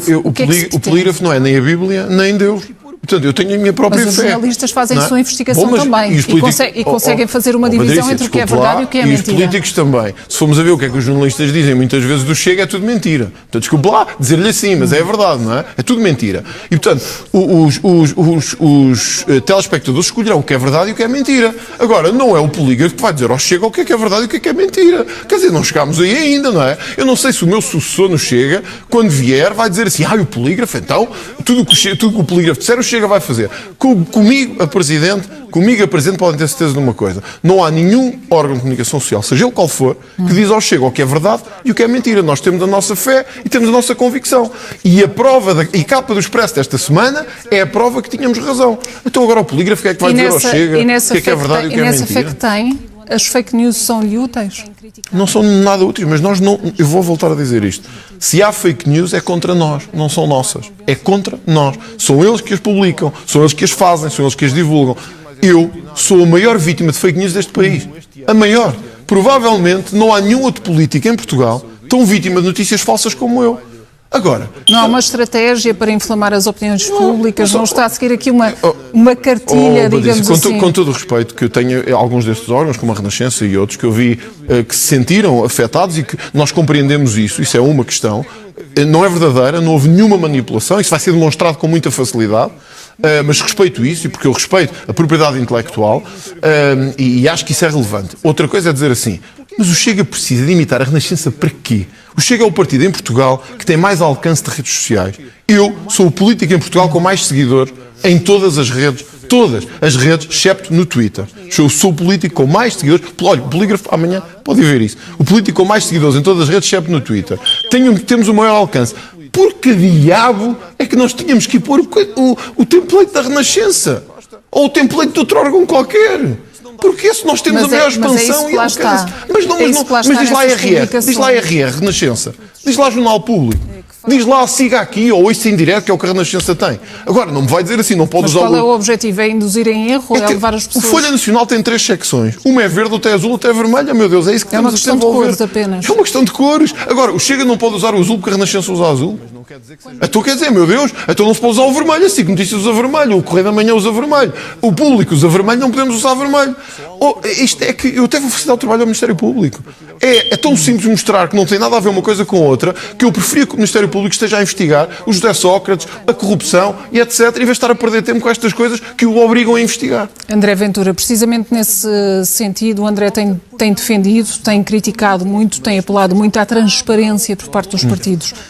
O Chega e o André em particular não deviam ser o primeiro exemplo disso mesmo? Claro, e somos, eu acho que sou. Eu acho que nenhum partido mais é escrutinado em Portugal do que eu. Eu este ano, fui aqui até na vossa casa, no Expresso, e até saúdo isso, e até acho que foi um trabalho com as suas particularidades. Eu nunca vi um trabalho como foi feito aqui no Expresso, do André Ventura, desde que nasceu até o André Ventura hoje, dos amigos que teve, das namoradas que teve, do dia que entrou na igreja, do dia que saiu na igreja, do dia que foi trabalhar para aqui, que foi trabalhar para ali. Sabe o que é que eu nunca vi, Patrícia? Eu nunca vi o António antes de ser Costa. Isso eu nunca vi aqui.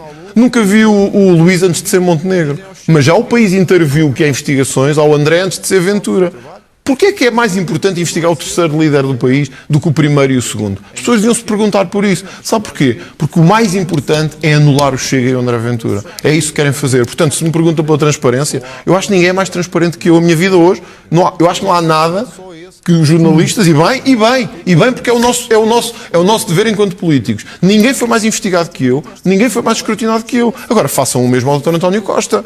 Façam o mesmo ao Dr. Luís Montenegro, se não dá a ideia que só se está a perseguir um partido em Portugal. Vou voltar aqui às suas publicações, aos tweets que faz. Num deles, por exemplo, garantiu que o Chega é o único partido no Parlamento contra a liberalização das drogas. Isto é um argumento que não tem fundamento. Sabemos que outros partidos, PSD e PCP, chumbaram as propostas de liberalização. Sim. Há outras informações que o próprio André Ventura lá colocou. Mas não quer dizer que quando diz que são... Peço desculpa, não quer dizer que sejam contra a liberalização, quer dizer que não gostaram daquele projeto de lei. Só há um partido no Parlamento que é contra liberalizar as drogas totalmente, e esse partido é o Chega, que somos contra qualquer liberalização. Há outros que são meia liberalização, outros não concordam com uma coisa, concordam Portanto, com outra. Tudo o que publica, mesmo que não esteja de acordo com a completa verdade, opta por não eliminar, por manter, mesmo que seja alertado, ou nós não tenha que se retratar. Nós não deixamos é que seja o polígrafo, a Renascença ou outro qualquer a dizer o que é verdade. As pessoas em casa sabem que não é o polígrafo que lhes diz o que é verdade. As pessoas têm a sua verdade. As pessoas acreditam e têm convicções. O problema... Sabemos que uma mentira permanece mais rapidamente do que uma verdade. Bom, isso é verdade, por isso é que... Infelizmente. O Partido Socialista nisso é rei, é nas mentiras que diz. Mas isso eu não vejo tão escrutinado como vejo o Chega. Agora, pode ter a certeza de uma coisa.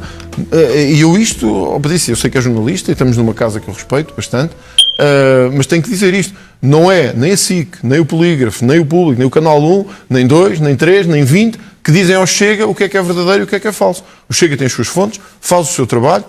O julgamento não é seu, nem meu. É dos portugueses. É nisso que confiamos. Aparentemente, as sondagens dizem... Será da ERC, será também da PGR. Quanto a isso, está tranquilo.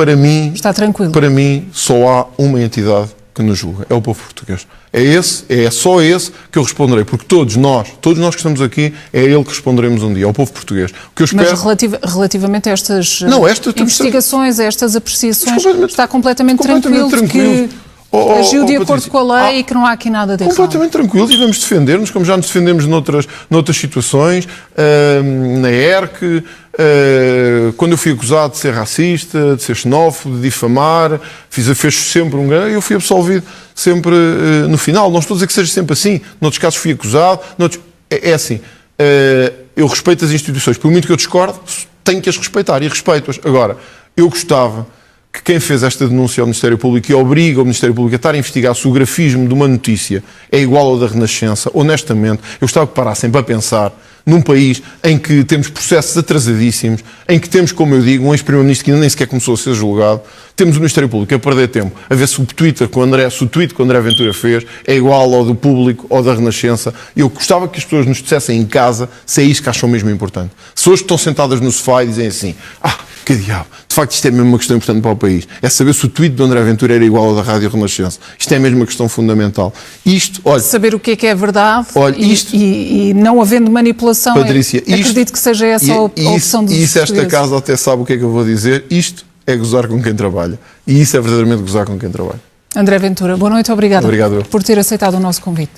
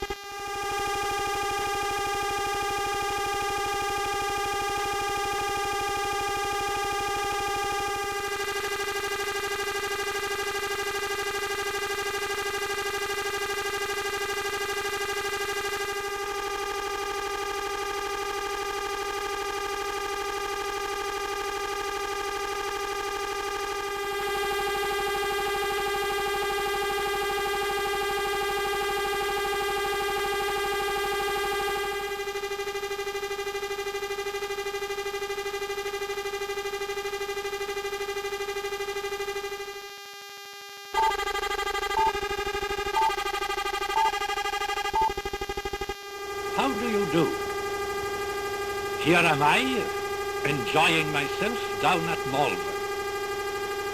And there are you, enjoying yourself by allowing a photograph to talk to you. That, you see, is one of the marvels of the movie tour. It brings us together in a way that used to be entirely...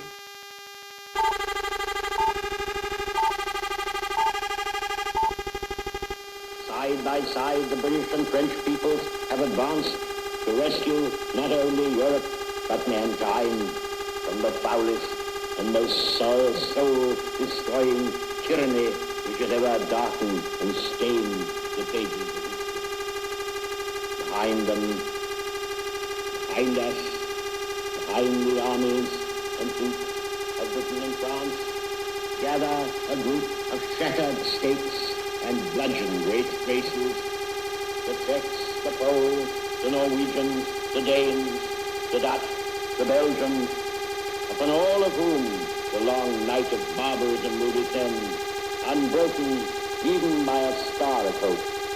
Unless we conquer, as conquer we must, as conquer we shall.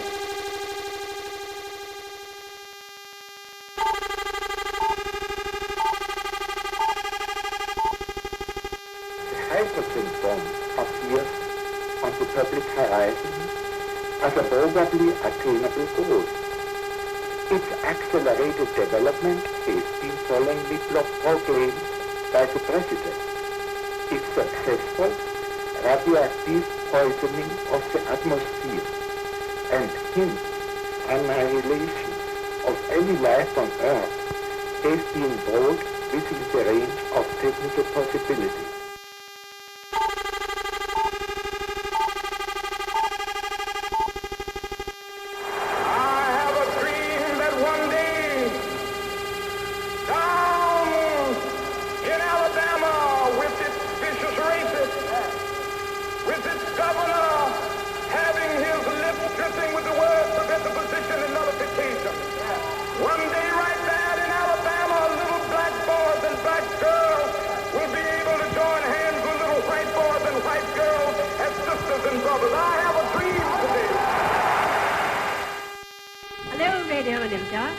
This is direct television from the studios at Alexander Palace.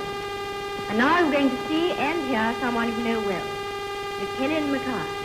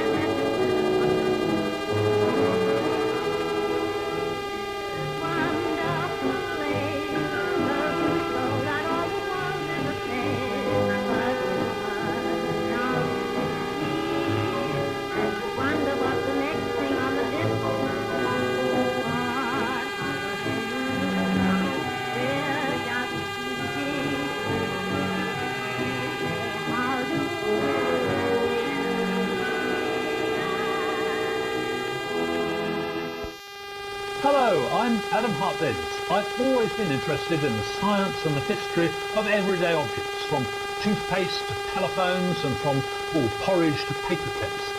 I wrote a book about it a couple of years ago, and that's now become a TV series called Just Another Day.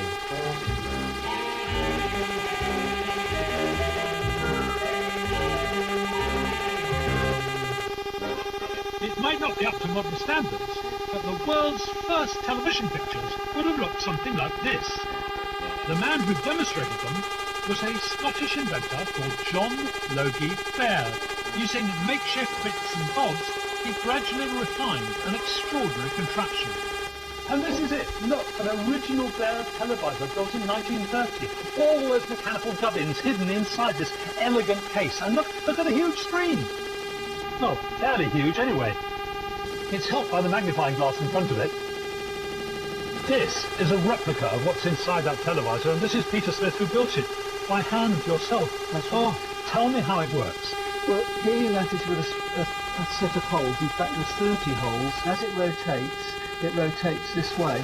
The lines come vertically up, one after the other. So each hole corresponds to one line on the screen. That's right. And then the next one gives you the next bit. That's right. And you build up the whole picture. 30 holes, 30 lines. Let's see. Yeah. That'd be good. Okay, so we're going to show Stuki build. Yes. I'll switch on over here. So this is the camera. This is the transmitting end. We're now in the studio with the dummy here. And then I'm going to go up to the other end where we're going to receive the pictures in our sitting room. Oh, it's brilliant. Baird felt his machine could educate the world. He took it to the BBC, and after initial reluctance, they helped him begin experimental transmissions. The earliest TV programmers featured talks, demonstrations, and musical performance. The pictures were crude, but people were amazed to see moving images sent live on the airwaves. By 1935, Baird had improved his system from 30 lines to 240, a fantastic advance. But then his rivals had actually generated an electronic system that had no moving parts at all. The BBC wanted to choose the best system to move forwards with, and here at Alexandra Palace, they set up a trial. On alternate weeks, programs were shown with either the Baird system or the rival electronic apparatus made by EMI. In 1937, the BBC finally made up their mind about which system to use. It was bad news for Baird. They chose the EMI electronic system, which is the basis of television today. That meant curtains for the televisor. Undaunted, Baird continued working on television, making a number of other world firsts, including colour pictures and the first transatlantic broadcast. Sadly for Baird, none of his ideas were taken up on a big scale. But the fact is, he will be remembered as the man who first demonstrated television. This is Adam Hart Davis, the History Channel, London. Adam Hart Davis' Just Another Day, only on the History Channel.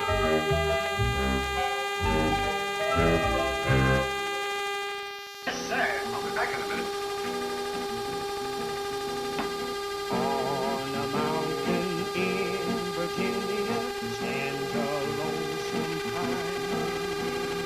Just below is the cabin home of a little girl of mine. Her name is June, and very, very soon she'll belong to me.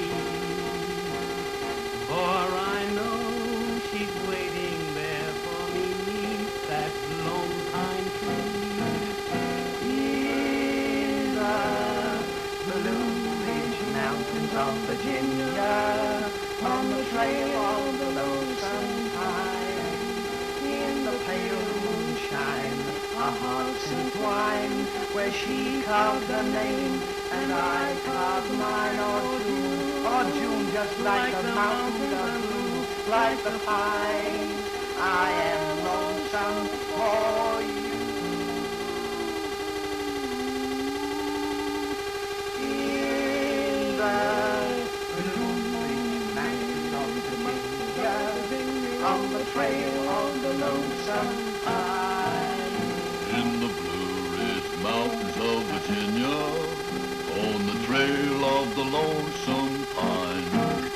In the pale moonshine, our hearts entwine, where she carved her name and I carved mine. Oh June, like the mountains I'm blue, like the pine, I am lonesome for you. In the Blue Ridge Mountains of Virginia, on the trail of the lonesome pine.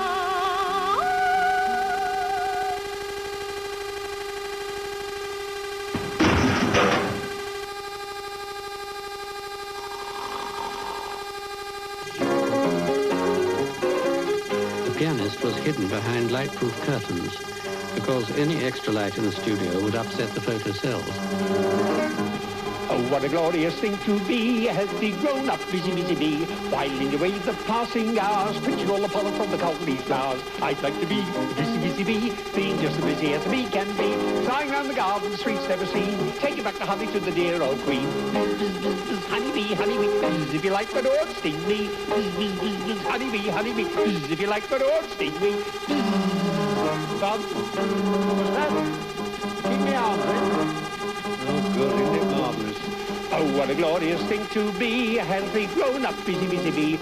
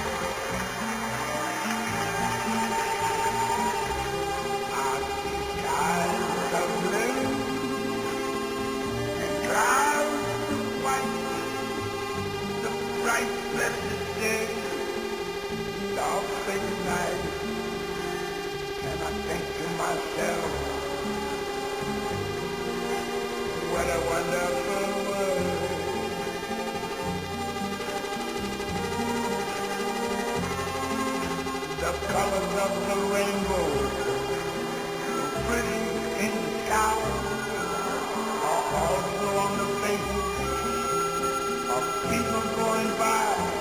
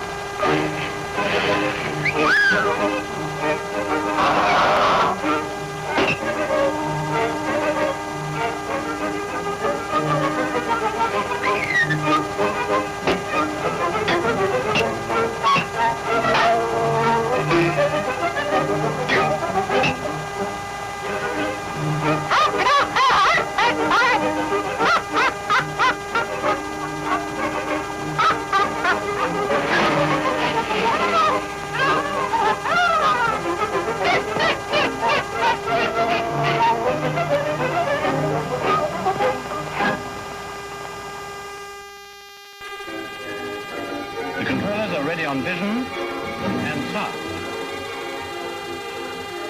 The vision and sound are on. The station goes on the air.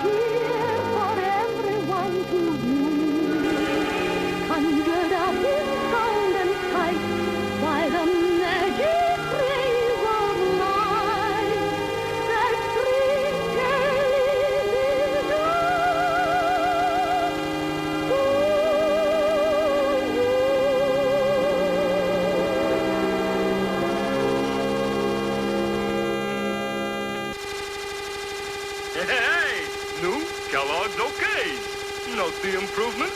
They put a bear on the box, which improved it so much, they decided to improve the cereal, too. Oh, come on, Yogi. Let's be serious about Kellogg's new OKs, okay? Like the Space Bears say, very okay. Well, first, how nutritious are Kellogg's new OKs? Well, they're made from oats.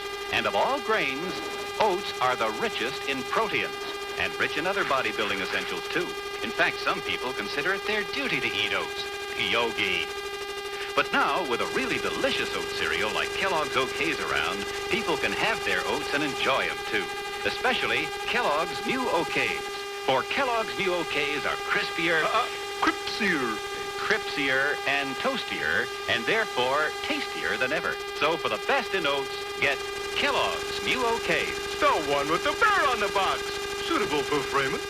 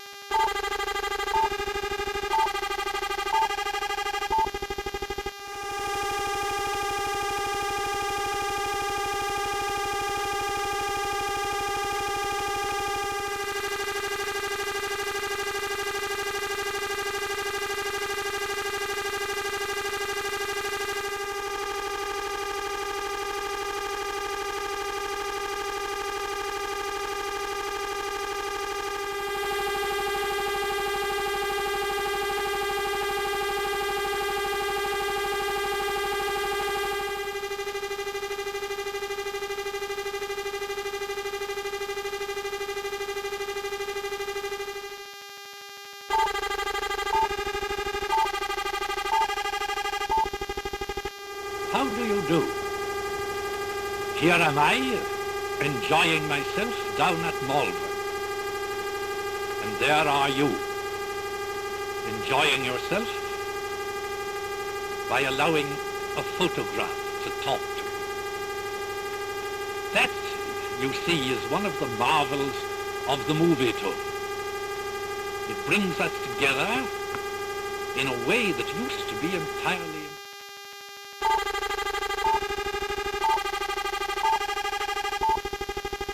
Side by side, the British and French peoples have advanced to rescue not only Europe, but mankind from the foulest and most soul-destroying tyranny which has ever darkened and stained the pages of history. Behind them, behind us, behind the armies and troops of Britain and France, gather a group of shattered states and bludgeon great races, the Czechs, the Poles, the Norwegians, the Danes, the Dutch, the Belgians, upon all of whom the long night of barbarism ends, even by a star of hope.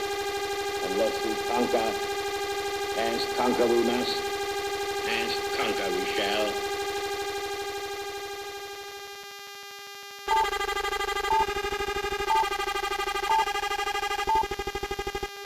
Hydrogen bomb appears on the public horizon as a probably attainable goal. Its accelerated development has been solemnly proclaimed by the President. If successful, radioactive poisoning of the atmosphere and hence annihilation has been brought within the possibility.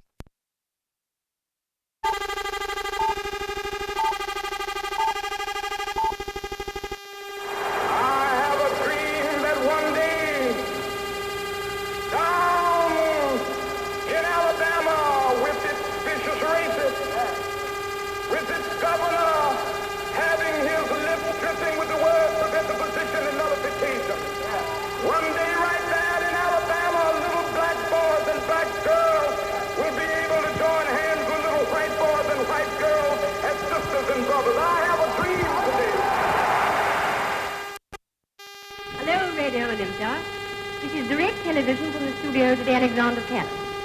And now we're going to see and hear someone you know well, the Killian Mackay.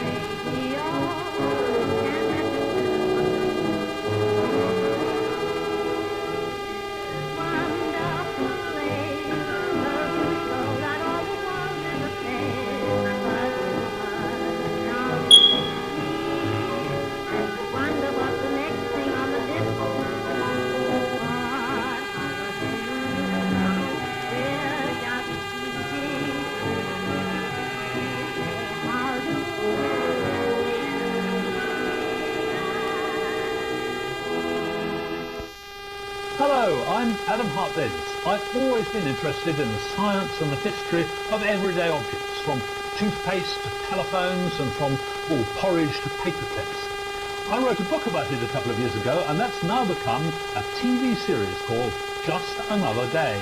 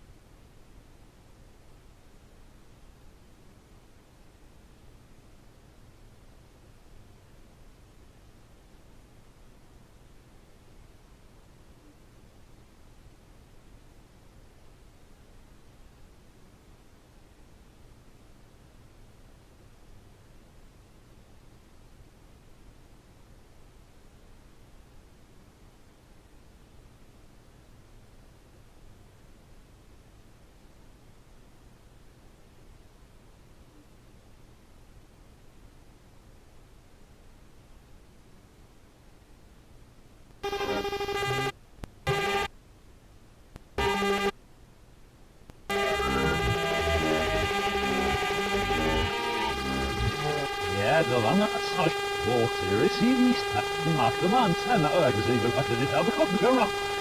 Het is de cheer op, wordt müssen sehr fürst, muss ich vorher drüber, wir schicken uns nach, und das ist er nicht so, das ist auch mal genau, oder?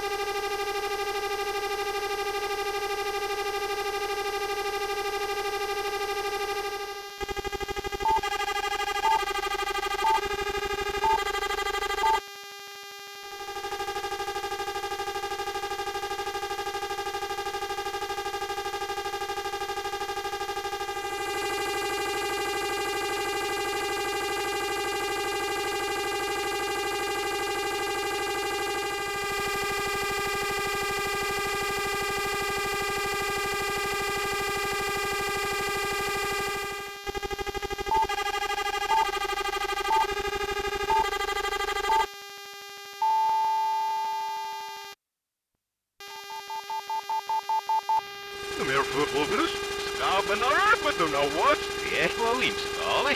Thanks for the tap of the boss. Another girl, redneck, he's swiftneck, he's the Elohim Scully.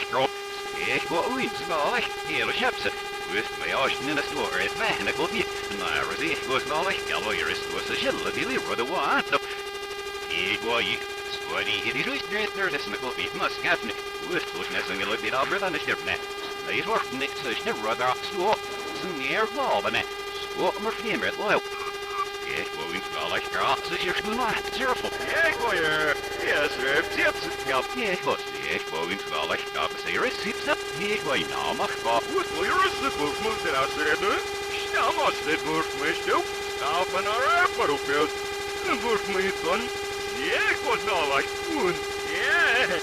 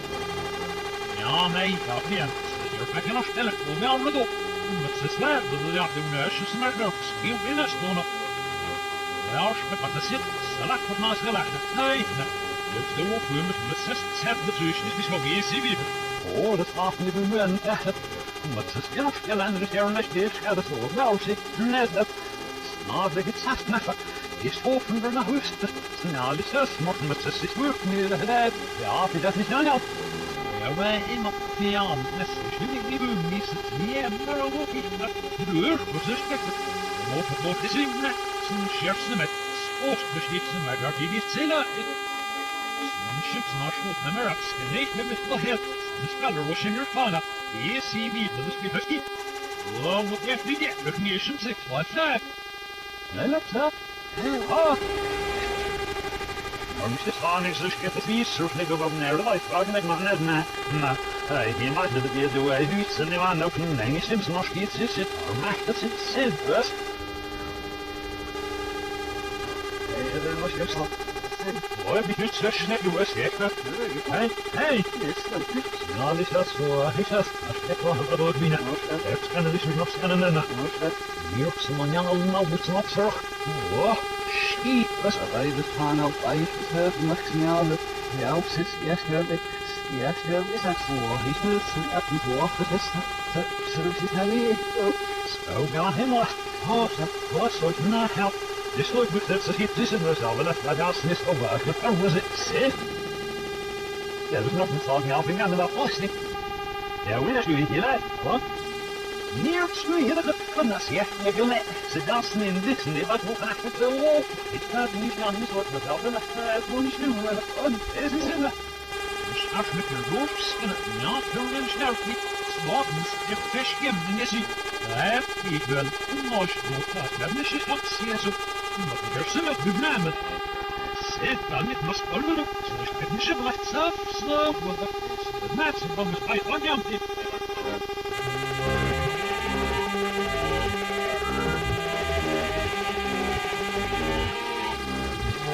Ja, de lange afslag wordt serieus niet. Maak de man zijn naar uitgezien wat er dit hebben komt zo nog.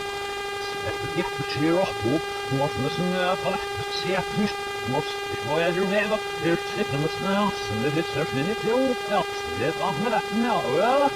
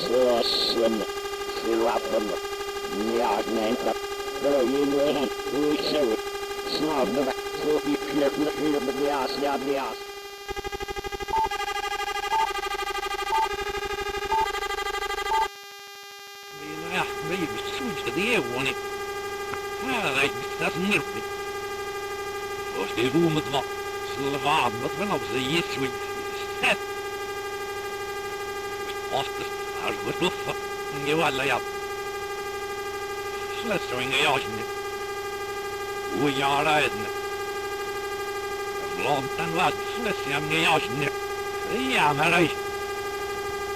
Hoe is het nu?